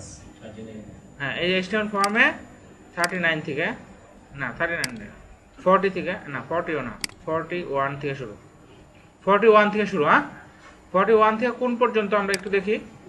এই দেখেন কি কি আছে এখানে, একটু থিওরিটিক্যাল একটু দেখার চেষ্টা করেন। HTML ফর্মস, হ্যাঁ, HTML ফর্মসটা কি কি আছে দেখেন। যদি আপনি কোনো ফর্ম করতে চান তাহলে আপনাকে অবশ্যই প্রথমে কি দিতে হবে, ফর্ম ট্যাগটা দিতে হবে, এবং ফর্ম ট্যাগটা ক্লোজ করতে হবে। যা কিছু করবেন এটার ভিতরেই কাজ করতে হবে। হ্যাঁ, এই ফর্মের ভিতরে যদি আপনি কোনো এই যে টেক্সট বক্স বানাইতে চান, এগুলো হলো আউটপুট। ঠিক আছে, এই কোনো টেক্সট বক্স যদি বানাইতে চান তাহলে ইনপুট টাইপ লিখতে হবে কি, টেক্সট। আর এই ফিল্ডটা কিসের জন্য, এটাও ইনপুট টাইপ টেক্সট, এটাও টেক্সট। এটা এই ফিল্ডগুলো কিসের জন্য, এর জন্য নাম বলে দিতে পারেন। এটা হলো ফার্স্ট নেমের জন্য, এটা হলো লাস্ট নেমের জন্য। আর এই নাম কিন্তু লেভেলের নাম, এই নামের সাথে এইখানকার যে নাম, এই নামের কোনো সম্পর্ক কিন্তু নাই। এটা আলাদা জিনিস, এটা আলাদা জিনিস। এটা হলো আমার ইউজারকে ডিসপ্লে দেখানোর জন্য, আর এই নামটা হলো আমার নিজের ইউজ করার জন্য। এই ফিল্ডটা কিসের, প্রোগ্রামারের সুবিধার জন্য, আর এটা হলো শুধু ডিসপ্লে করার জন্য। ওটা প্রিডিফাইন। Predefined, কাস্টম লেখা আছে। এই হ্যাঁ, এটা শুধুই টেক্সট, এটা দেখানোর জন্য। কিন্তু আমি যে এই নেমটা লিখতেছি, এই নেমটা হলো এই টেক্সট বক্সটা যে আছে, এই টেক্সট বক্সটার নাম দিছি। কেন নাম দিছি, কারণ এটাও টেক্সট বক্স, এটাও টেক্সট বক্স। এটা হলো ফার্স্ট নেমের জন্য, এটা হলো লাস্ট নেমের জন্য। আমি তো বলে দিছি, কিন্তু আমি বলে দিল কম্পিউটার তো আর বুঝবে না যে এইটা ফার্স্ট নেমের জন্য, এটা লাস্ট নেমের জন্য। এর জন্য হ্যাঁ, এটার জন্য নেম দিয়ে দিছি। এখন বুঝবে কম্পিউটার যে এই নেম মানে হলো এই ফিল্ডের নাম হলো ফার্স্ট নেম, এই ফিল্ডের নাম হলো সেকেন্ড নেম। এই নাম দিয়ে কিন্তু কম্পিউটার চিনবে না। ঠিক আছে, ওই প্রিডিফাইন নেমটা যদি স্প্লিং ভুল হয় তাহলে সমস্যা। এটা যেটা প্রিডিফাইন করা। এই যে এটা, হ্যাঁ অবশ্যই। এখানে স্পেলিং ভুল কি, এখানে যে নাম দিবেন, আপনি লিখলেন এ, তাহলে আপনাকে এ নামেই তাকে ডাকতে হবে। যখন ডাক দিবেন তখন কি বলবেন, এ। আপনি বলেন XYZ, যখন এটাকে ডাক দিবেন বলবেন XYZ। আপনি লিখলেন ফার্স্ট নেম, এটাকে ডাক দেওয়ার সময় আপনাকে বলতে হবে ফার্স্ট নেম। আপনি ফার্স্ট নেম না লিখে এই ফিল্ডের নাম দিলেন নেম, তখন আপনাকে ওকে ডাকতে হবে নেম। বোঝা গেছে? বুঝেন নাই? তারপরে পাসওয়ার্ডের জন্য খেয়াল করেন, ইনপুট টাইপ লিখতে হয় পাসওয়ার্ড। ঠিক একইভাবে নিচে আসেন, রেডিও বাটনের জন্য লিখতে হয় ইনপুট টাইপ। দেখেন ইনপুট টাইপ রেডিও, তার মানে আমি এটাই বুঝাইতে চাচ্ছি, ইনপুট টাইপ। হ্যাঁ আমি এটাই বুঝাইতে চাচ্ছি, আপনি যদি এইখান থেকে ফলো করেন রিটার্ন ডকুমেন্ট, এইখান থেকে দেখে দেখে এক লাইন পড়েন, আর আপনি যদি বাসায় দেখে দেখে কাজ করেন, তাহলে কি কোনো সমস্যা হওয়ার কথা না? মানে পারবেন কিনা, বুঝবেন না। মানে কোনটার জন্য কি লিখতে হয় আপনার তো মনে নাও থাকতে পারে, এর জন্যই এইখানে দেওয়া আছে। হ্যাঁ, আমরা দেখি আর কি কি দেওয়া আছে। ইনপুট টাইপ হ্যাঁ 41 থেকে শুরু, দেখি শেষ হয় কথা কোথায়। আচ্ছা নেম দিছি, হ্যাঁ নেম বলছি সেক্স, ইনপুট টাইপ রেডিও, ঠিক আছে। আর নেম, এই নেম দেখেন প্রত্যেকটা ফিল্ডে কিন্তু সেম নেম দিতে হচ্ছে। কেন? কারণ এটা টাইপ হলো রেডিও। রেডিও বাটনের ধর্ম হলো আপনি যখন নাম দিবেন প্রত্যেকটা রেডিওর সেম নাম দিতে হবে, কারণ radio button only one selected, একটাই সিলেক্ট হবে। এখানে যে নাম দিবেন সেই নামটা অবশ্যই সব জায়গায় সেম থাকতে হবে, রেডিও বাটন যে কয়টা থাকবে। স্যার আরেকটু প্রশ্ন করেছি, হচ্ছে আর এটা হলো ভ্যালু। কিছু কিছু এই যে মানে সেক্সের থেকে মেল ফিমেল কিছু অপশন দেখছি, অপশন ক্লিক করলে মানে ঘুরে ঘুরে আসে, আমরা বুঝতে পারছি। হ্যাঁ মানে আমাদের মানে টিক টিক মানে টিক অপশন না, মানে রেডিও অপশন না, একটা অপশন আছে যে মানে আমি যখন মানে সেক্স ক্লিক করি তখন মেল আসে, ঘুরে ঘুরে আসে। ওটা কি প্রোগ্রামিং? মানে এইখানে ক্লিক করলে এই নামটা ঘুরবে নাকি? সেক্সে ক্লিক করলে, হ্যাঁ। জেন্ডারে ক্লিক করলে জেন্ডারে, এই জেন্ডারে তো ক্লিক করা যাবে না, মেল ফিমেল যে কোনো একটাতে ক্লিক করতে হবে। না, মানে একটা অপশন থাকে, মানে জেন্ডার অপশনে গেলে তিনটা অপশনের ভিতরে থাকে, একটা অপশন শো করা থাকে। যখন মাউসে এই চাকে হুইল ঘোরানো হয় তখন অপশন ঘুরে ঘুরে একটা আসে। হ্যাঁ এই যে এটার মতো অনেকটা, যে এখানে একটা দেওয়া আছে বাই ডিফল্ট, এখানে ক্লিক করলে বাকিটি আসে। ওই সিস্টেম করে রাখা আছে। সেক্স ফিমেল মেল ফিমেল হ্যাঁ এরকম। ওই যে হ্যাঁ? না রেডিও বাটনগুলো সাধারণত এরকমই দেওয়াটাই ভালো। আপনি এটা হলো আপনি লিখবেন না, এখানে থেকে চয়েস করে দিবেন কোনটা আপনার। এটা রেডিও বাটনের মতোই কাজ করে। এই রেডিও বাটন না দিয়ে আপনি ইচ্ছা করলে এই যে এই জেন্ডারটা আপনি রেডিও বাটনের মধ্যেও কিন্তু ফালাইতে পারতেন, তাই না? এখানে তিনটা লিখবেন, একটা লিখবেন মেল, একটা ফিমেল, একটা আদার্স বা অন্যটা কিছু লিখবেন। তাহলে এই তিনটাই হলো আসলে এরকম করতে পারেন, এরকমও করতে পারেন, এটা সমস্যা নেই। কিন্তু সাধারণত এরকমই থাকে, মেল ফিমেল এরকম থাকে। আর চুজ ইউর কান্ট্রি বা অন্যান্য কিছু এখানে চুজ করে দিই। তারপরে দেখি আর কি আছে। রেডিও বাটন গেল। তারপর চেক বক্স। চেক বক্স আমরা বলছি এই যে এখানে দেখাইলাম, এই যে এগুলো হলো চেক বক্স, অর্থাৎ একাধিক সিলেক্ট করা যায়। একটি দেওয়া আছে, হ্যাঁ দিয়ে দেওয়া আছে। তারপর আছে সাবমিট বাটন। তারপর আছে টেক্সট এরিয়া। এই দেখেন, টেক্সট এরিয়ার আমরা হাইট ওই সেট করছিলাম, ঠিক আছে।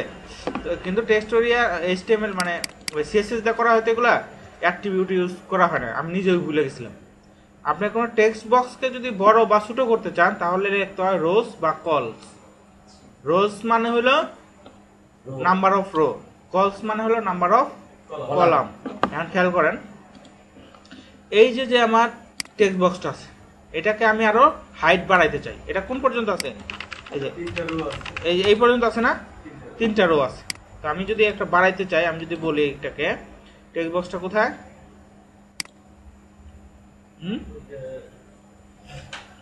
একটু আমরা দেখি ইনপুট টাইপ, এটা মেইল, এইটা হলো এই টেক্সট এরিয়া।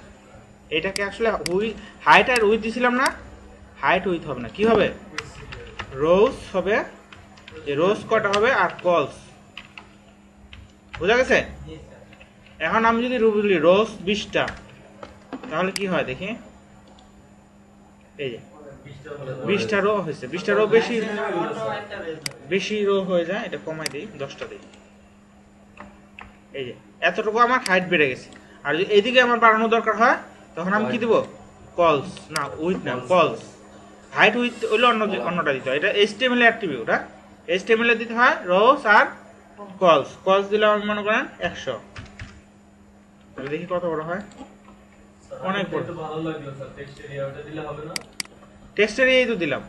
ইয়া তো স্যার এটা এখন নির্দিষ্ট করে দিলা স্যার।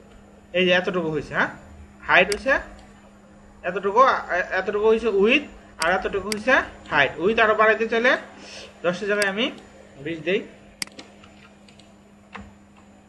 কোনটায় বাড়াইলাম? 20। রোতে বাড়ছে, আমি হাইট এটাতে বাড়বো। এই যে বাড়ছে। তার মানে এইটাতে আমি বুঝাইতে যাচ্ছি এটা হলো উইথ আর হাইট টেক্সট এরিয়া সেট করে কি দিয়ে? রোজ দিয়ে আর কলস দিয়ে। হাইট উইথ লিখলে এখানে কাজ করবে না, টেক্সট এরিয়া টেক্সট এরিয়া জন্য। হাইট উইথ লিখলে কাজ হবে না। কাজ হবে, বুঝা গেছে? আর এরকম যদি হয় যে এই যে টেক্সট বক্সটা, তাই না, এই টেক্সট বক্সটা আমি আরো বড় করতে চাই HTML দিয়ে, তখন এখানে কি করতে হবে? এটার উইথ বাড়াই দিতে হবে না? উইথ না, এটাকে HTML বলে সাইজ। দেখেন আমি বলি, এই যে এখানে বলে সাইজ। এটা ঠিক ভাষা কেন স্যার? এগুলো এখন ইউজ হয় না, এগুলো মনে রাখারও দরকার নাই। এগুলো সব সিএসএস দিয়ে করবো আমরা, ঠিক আছে? সিএসএ কে সহজ নিয়ে আসে আর কি। আর সহজ আছে মানে এগুলা HTML এগুলা এখন আর কি এখন খেয়াল করেন এই যে টেক্সট বক্সটা হয়েছে এটা আগে ছিল এই পর্যন্ত, এখন হয়েছে কোন পর্যন্ত? একটু বড় হয়েছে। এটা বর্ডার দিলে বোঝা যেত না, বোঝার জন্য একটা বর্ডার দেই সিএসএস ইউজ করে আমরা। এরা তো স্যার শেষ নাই দেখি। না এগুলো আসলে লাগে না বুঝছেন, কিন্তু দেখা মানে আপনি যখন শিখতে যাবেন সবই লাগে। এই দেখেন এখন যে বর্ডারটা দিলাম এই আগে ছিল এই পর্যন্ত, এখন এটা বড় করছে। আমি যদি সাইজ বলে দেই, এই যে সাইজে যায় বলে দেই যে 40, তাহলে দেখেন একটু বোঝানোর জন্য এটা বড় হয়ে গেছে। এইরকম করে আমি সাইজ ছোট বড় করতে পারি। এগুলো আমরা কি দিয়ে করব? সিএসএস দিয়ে, রাইট? HTML দিয়েও আগে করা হতো যখন সিএসএস ছিল না বা সিএসএস ইউজ কম হতো, তখন সবকিছু করা হতো HTML দিয়ে। ওইগুলো রয়ে গেছে, ওগুলো এখনো করতে পারেন, কিন্তু এগুলো এখন HTML5 আসার পরে বলতেছে ডিপ্রিকেটেড। ডিপ্রিকেটেড শব্দটা বা ওয়ার্ডটা হলো এরকম যে এইগুলা বলতেছে যে আপনি এগুলা ইউজ করেন না, নিরুৎসাহিত করে। কিন্তু ইউজ যদি করেন কাজ করবে, কিন্তু বলতেছে প্লিজ দয়া করে এটা করেন না। আস্তে আস্তে বেরিয়ে আসে। সিএসএ দিয়ে হ্যাঁ এটাই বলতেছে। কিন্তু যদি ইউজ করেন তো সে করবে, বলবে না যে আপনার এরর হয়েছে বা হয় নাই বা এটা বলবে না, কিন্তু আপনাকে বলতেছে প্লিজ এটা করবে না। করবেন না, ঠিক আছে? না করে হ্যাঁ তাহলে কি উচিত আমাদের? না করাই উত্তম। হ্যাঁ আচ্ছা, তারপরে আছে রেডিও বাটন তো ইউজ করলাম, তারপর চেক বক্স ইউজ করলাম, তারপর ফিল সেট আছে বা লিজেন্ড আছে। ফর্মের ভিতরে যদি আপনি ফিল সেট লেখেন এবং তার ভিতরে যদি লিজেন্ড লেখেন, তাহলে ফর্মের একটা টাইটেল দিবে। টাইটেল কি জিনিস? এই যে রেজিস্ট্রেশন ফর্ম কথাটা লিখছি না, সে এই কথাটাকে দিবে। দেখি আমরা একটু কি রকম হয়। আমরা যদি লিখি এখানে টেবিলের পরে, হ্যাঁ এটা বোঝানোর জন্য আমি দিতেছি FI ফিল্ড সেট। হ্যাঁ এটা লিখতে হয় কি ফিল্ড সেট, ফিল্ড সেট শুরু, ফিল্ড সেট শেষ। এই ফিল্ড সেট শুরু করে এক ঠিক ফর্মের, এটা হবে ফর্মের পরে। টেবিলের বাইরেও দিতে পারেন, ভিতরেও দিতে পারেন, এটা সমস্যা নেই। এই তারপরে এই ফিল্ড সেটটা একদম ফর্মের এই যে এখানে দিবেন, ফিল্ড সেট শুরু শেষ। আর এই ফিল্ড সেটের পরে লিখতে হয়, হ্যাঁ এই যে ফিল্ড সেটের পরে আপনার লিখতে হবে লিজেন্ড। হ্যাঁ লিজেন্ড, লিজেন্ডের ভিতরে বলতে পারেন যে ইনফরমেশন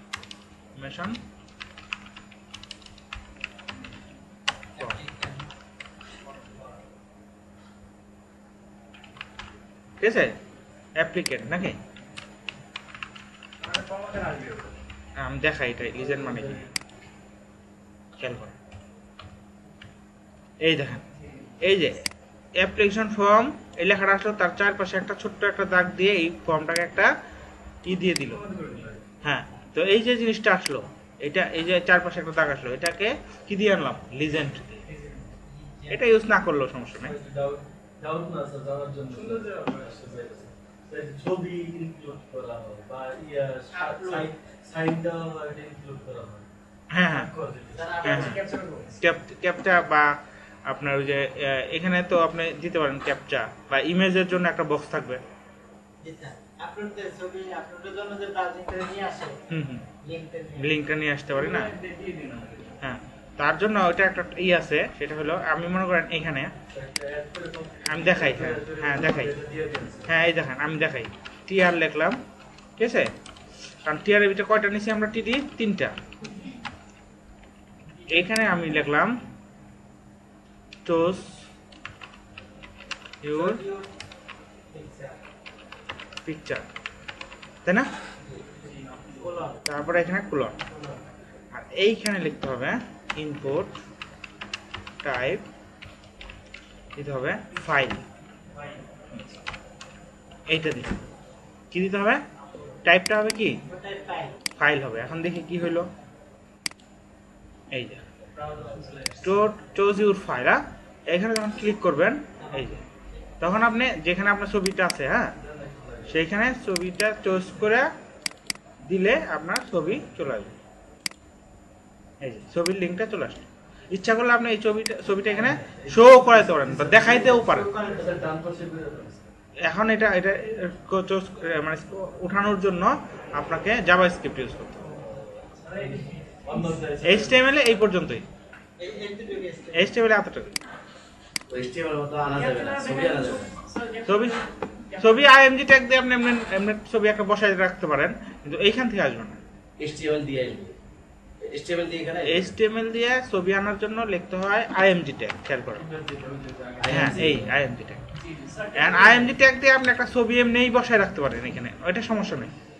কিন্তু এই চুজ করলে এখানে শো করবে না। বলবে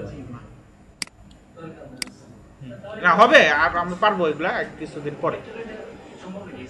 না না না, প্রোগ্রাম, হ্যাঁ, এটা হলো শুধু HTML দিয়ে এতটুকুই করা হয়, এই যে, ঠিক আছে। আচ্ছা, হ্যাঁ, আরো দেখি আমরা কি কি আছে। এই একটা তো পাইলাম, তাহলে লিজেন্ডটা আমরা বুঝলাম, ঠিক আছে। এই যে লিজেন্ড দিয়ে, এই যে এখানে একটা এক্সাম্পলও দিয়ে দিছে যে এই লিজেন্ডের কাজটা কি। ডেট অফ বার্থ একটু দেখাতে হবে। ডেট অফ 01 তারপর আপডেট দিয়ে আসে। ডেট অফ বার্থটা আমরা করতে পারি, সিলেক্ট দিয়ে করতে পারি। সিলেক্ট দিয়ে কীভাবে করবো আমি দেখাই। মনে করেন আমি এটার পরেই দেই ডেট অফ বার্থটা, IMG ট্যাগ না দিয়ে এইখানে খেয়াল করেন। এটাকে আমি একটা নেই, ঠিক আছে, একটা রো নিলাম, এখানে আমি দিব ডেট অফ বার্থ, ঠিক আছে। লেখে কুলন, এইখানে আমি ডেট অফ বার্থগুলো শো করাবো, তাই না। প্রথমে আমি লিখবো ডেট অফ বার্থটার জন্য আমি এই যে এটা নিব, এই যে এটা, ঠিক আছে। দেখাই কোথায় লিখলাম ডেট অফ বার্থটা, আর উপরে এই যে এটার ভিতরে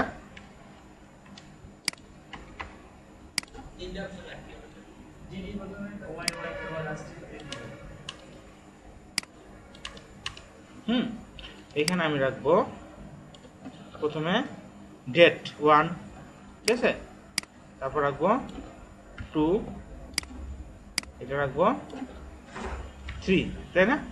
এরকম করে 30 দিন রাখবো। আমি 4-5টা লিখি, তারপরে আর লিখবো না। এরকম কয়টা থাকবে, 30 ডে বা 31 ডে, তাই না। হ্যাঁ, সর্বোচ্চ। হ্যাঁ, আমি আপাতত 8টা লিখলাম, আরো লাগলে লিখতে হবে। হ্যাঁ, তারপর এটুকু কপি করে তারপর লিখলাম আমি, হ্যাঁ, এখানে লিখলাম আমি মাস, আমি লিখলাম জানুয়ারি, ঠিক আছে।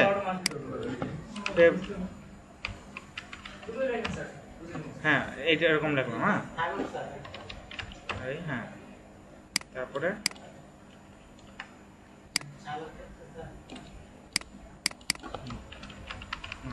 এরকম সালের ক্ষেত্রে আমি একইভাবে এখানে সিলেক্ট করে লিখবো, হ্যাঁ, 2010, 2011, 2012, 2013, এরকম লিখলাম আর কি, না। লেখার পরে এখন এইটা কিসের জন্য, এইটা কিসের জন্য, আর এইটা কিসের জন্য, এটা বোঝানোর জন্য আমি এখানে বলে দিতে পারি যে এটা হলো ডে, এটা হলো মান্থ, আর এটা হলো ইয়ার। দেখি কি হইলো আমাদের, এটা হলো ডে, এটা হলো মান্থ, আর এটা হলো ইয়ার বলে আমরা সাবমিট বাটনে ক্লিক করে দিই। এরকম করতে পারেন, অথবা অন্য অপশন ইউজ করতে পারেন, একটার মধ্যেই করতে পারেন। আবার একটা ক্লিক করলে একটা ক্যালেন্ডার আসবে, এখান থেকে চুজ করে দিয়ে দিবেন। হ্যাঁ, আসলে এটা একটা ওয়ে, এমনিও করতে পারেন, আরো অপশন আছে। হ্যাঁ, তো HTML দিয়ে এরকম করেই করা যায়, ওগুলা আবার প্রোগ্রামিং ইউজ করতে হয়, এগুলো জাভাস্ক্রিপ্টের কাজ বেশি। হ্যাঁ, বা কারণ এগুলো কোর ল্যাঙ্গুয়েজ যেগুলো, যেমন PHP, সার্ভার সাইড ল্যাঙ্গুয়েজ দিয়ে এগুলো করা হয় না। কেন করা হয় না, সার্ভার সাইড দিয়ে করলে এগুলো ভারী হয়ে যায়, আপনার সাইড লোড নেয় বেশি। এর জন্য ফ্রন্ট এন্ড প্রোগ্রামিং ল্যাঙ্গুয়েজ, যেটা ফ্রন্ট এন্ড প্রোগ্রামিং ল্যাঙ্গুয়েজের মধ্যে সবচেয়ে পপুলার এবং জনপ্রিয় ল্যাঙ্গুয়েজের নাম হলো জাভাস্ক্রিপ্ট, হালকা এবং এটা খুব ইফেক্টিভ এবং খুব সুন্দর কাজ করা জাভাস্ক্রিপ্ট প্রোগ্রামিং এর জন্য। এবং এই প্রোগ্রামিংটা কিসের জন্য? Front end. ফ্রন্ট এন্ড বলতে আমরা কি বুঝাই? ওই যে HTML CSS দিয়ে যে কাজগুলো করি এটা হলো ফ্রন্ট এন্ড। আর PHP দিয়ে যে কাজ করা হবে, এই যে এই বাটনে ক্লিক করলে এই ডাটাগুলো কোথায় যায় সেভ হবে? সার্ভারে। এই কাজগুলো হলো PHP দিয়ে, সার্ভার সাইড। হ্যাঁ, সার্ভার লিংকের সাথে লিংকের যেটা ওইটা হলো সার্ভার সাইড, ওইগুলো হলো PHP। ওই ল্যাঙ্গুয়েজের জন্য বেস্ট কোনটা করবো? PHP। বা অন্য প্রোগ্রামিং ল্যাঙ্গুয়েজ যদি ইউজ করেন ওটা সমস্যা নাই। আমরা এখানে যেটা করবো এটা হলো PHP। আর ফ্রন্ট এন্ডের জন্য আমরা ইউজ করব জাভাস্ক্রিপ্ট। আর ছবির জন্য বলতে না, আর কোনো কিছু লেখার জন্য বা শো করার জন্য HTML, ওটাকে ডিজাইন করার জন্য CSS। আর প্রোগ্রামিং করার জন্য এই যে আপনি বলতেছেন যে এটা এরকম করা যায় না, এটা এরকম করা যায়, এগুলো জাভাস্ক্রিপ্ট। আর ওই যে যদি বলেন যে এই ডাটাবেসগুলো আমি একটা জায়গায় সেভ করে রাখবো, পরবর্তী আবার যখন দরকার নিয়ে আসবো তখন হলো সার্ভারের সাথে কানেক্টেড থাকতে হবে, আর তার জন্য হলো PHP। এই কয়টাই মোটামুটি মানে আমরা যদি জানি তাহলে যে কোনো কাজ বা যে কোনো আমরা করতে পারবো। হয়তো পারে যে আমি একটু কম জানি বা আমি একটু বেশি জানি, বা আমি HTML 10টা ট্যাগ জানি, একজনে 20টা ট্যাগ জানে। হ্যাঁ, MySQLটাই তো যে PHPর সাথে আমি যে ডাটাগুলো সেভ করব ওইটার জন্য আমার একটা ডাটাবেস লাগবে। ডাটাবেসটাই হলো MySQL। আর একটা প্রোগ্রামিং ল্যাঙ্গুয়েজ লাগবে, ওইটা প্রোগ্রামিং ল্যাঙ্গুয়েজটার নাম হলো PHP। আর জাভাস্ক্রিপ্টটা কি? জাভাস্ক্রিপ্টও প্রোগ্রামিং ল্যাঙ্গুয়েজ, কিন্তু জাভাস্ক্রিপ্টটা হলো ফ্রন্ট এন্ডের জন্য বা ডিজাইনের জন্য বা সার্ভার সাইড, এটা না। আপনাদের কি কনসেপ্টগুলো ক্লিয়ার হচ্ছে নাকি? হ্যাঁ, আচ্ছা, এখন এই অপশনগুলো দেখি। আমি ফর্মটা শেষ করে নেই। ফর্মে আর কি আছে? ফর্মের ভিতরে এখন দেখেন আবার আছে অপ্ট গ্রুপ। আপনি এই ফর্মের ভিতরে আবার গ্রুপ করতে পারেন। ওই যে যেটা বললো যে আপনার কান্ট্রি থাকলো, কান্ট্রির ভিতরে আবার ডিস্ট্রিক্টের ভিতরে আবার থানা, তো এই তখন আপনি কি করতে হবে? এই গ্রুপ, এই OPT গ্রুপ, অপশন গ্রুপে আপনাকে ফেলতে হবে। অপশন গ্রুপের মধ্যে ফেলে তার মধ্যে আবার অপশন গ্রুপের মধ্যে ফেলে তার মধ্যে অপশন। এইখানে খেয়াল করেন সুইডিশ কার্সের ভিতরে আবার 2টা কার, ভলভো আর সাস। আবার জার্মান কার্সের ভিতরে এই 2টা, এরকম করেও করা যাইতে পারে। তারপর হলো বাটনের ক্ষেত্রে এখানে বলছে বাটন হলো ইনপুট টাইপ বাটন। তো ইনপুট টাইপ বাটন আমরা এটাই ইউজ করিনি, আমরা ইউজ করছি ইনপুট টাইপ বাটন, তাই না? আপনি ইচ্ছা করলে বাটন দিয়েও বাটন বানাইতে পারেন। এটা একটু দেখি, সেটা হলো এখানে খেয়াল করেন, এখানে আমরা 2টা বাটন তৈরি করছি। আমি এখন আরেকটা বাটন তৈরি করব, সেটা হলো এই 2টার বাইরে। এখানে আরেকটা TD দিব,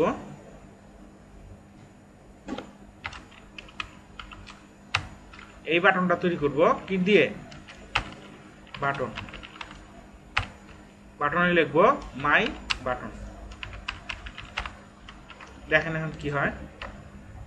এখানে খেয়াল করেন 1টা 2টা 3টা বাটন আছে। 3টার লুক কি সেম না? একই রকম, কিন্তু এই বাটনটা তৈরি হলো কি দিয়ে?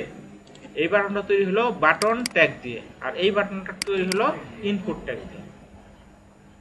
এরকম আপনি বাটন তৈরি করতে পারেন বিভিন্ন ভাবে, কিন্তু যখন কোনো সাবমিটের কাজ করাইতে যাবেন তখন অবশ্যই আপনাকে ইনপুট টাইপ সাবমিট দিতে হবে।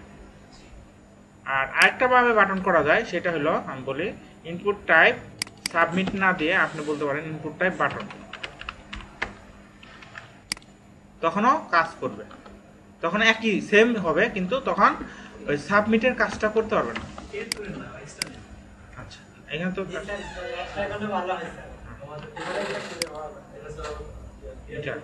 এখানে আমার 4টা নিতে পারতেছি না, কারণ 4টা কেন নিতে পারতেছি না? কারণ আমার কলামই আছে 4টা। এটাতে 4টা করলে সবগুলোতে 4টা করতে হয়। তো ঠিক আছে, আমি একটু দেখি 4টা দিয়ে এটাকে আমি ডুপ্লিকেট করে ইনপুট টাইপে বলবো কি বাটন, ইনপুট টাইপ বাটন করে আমি এখানে TD 2টা নেব, TD 3টাই নিব। হ্যাঁ, TD 3টাই নিব, কিন্তু এটাকে কাট করে এখানে খেয়াল করেন এই TD-তে বেশি জায়গা আছে না? এই একটা TD-র মধ্যে আমি 2টা বাটন ইউজ করব। বুঝেন নাই? কারণ টিডি তাহলে আমার টিডিতেও মিল থাকলো, আবার বাটনও 4টা হইলো না, ড্রপ ডাউন না, এই 4টা বাটনই হইলো, কিন্তু টিডি কয়টা? 3টা, কারণ একটা টিডির মধ্যে 2টা বাটন আছে। ঠিক আছে, বুঝা গেছে? আচ্ছা, আর এই যে এখানে তখন আমরা যে কাজগুলো করলাম এগুলো সব সংক্ষিপ্ত, এখানে ট্যাগগুলা বলা আছে, তার পাশে ডেফিনেশন দেওয়া আছে। আর এটা রিসেট বাটন বলছে, আমরা ওই যে যেটা করছি আর কি, এই ইনপুট টাইপ যদি রিসেট দেন তাহলে রিসেট বাটনও তৈরি করতে পারেন। তারপর সেন্ড বাটনের জন্য বলছে ইনপুট টাইপ সেন্ড। আর এই ফর্মগুলা আপনি এইগুলা যদি কোনো ডাটাবেসে সেভ না করে আপনি যদি এমন চান যে এইখানে যা লিখবো এই বাটনে ক্লিক করলে এগুলো আমার মেইলে চলে যাবে, মেইলে যেতে হবে, সেই ক্ষেত্রে এখানে একটা অপশন বলে দিছে, সেটা হলো অ্যাকশন হবে মেইল টু লিখতে হবে, লিখে কুলন দিতে হবে। কুলন দিয়ে এখানে যে মেইলের অ্যাড্রেস দিবেন সাবমিট বাটনে ক্লিক করলে এইটা সেই মেইলে চলে যাবে। যদিও এটা লোকালে কাজ করবে না, এটা সার্ভার ছাড়া কাজ করে না এই অপশনটা। আপনারা মানে বাসায় প্র্যাকটিস করবেন, দেখবেন হবে না, চেষ্টা করে দেখেন, মানে ক্লিক করে দেখবেন হবে না। কিন্তু আপনি এটা হয় এটাই সিনট্যাক্সটা এটাই বা এটাই যে মেইল টু লিখে যে মেইলে পাঠাইতে চান সেই মেইলে আপনি অ্যাড্রেস দিলে সেই মেইলে চলে যাবে। আর বাকি ফর্ম তৈরি করার নিয়ম একই। তো এই হলো মোটামুটি আমাদের, এটা হলো এই পর্যন্ত। স্যার, যখন একটা প্রতিষ্ঠান সার্কুলার দেয়, এই যে 48 একটা কথা বলবো,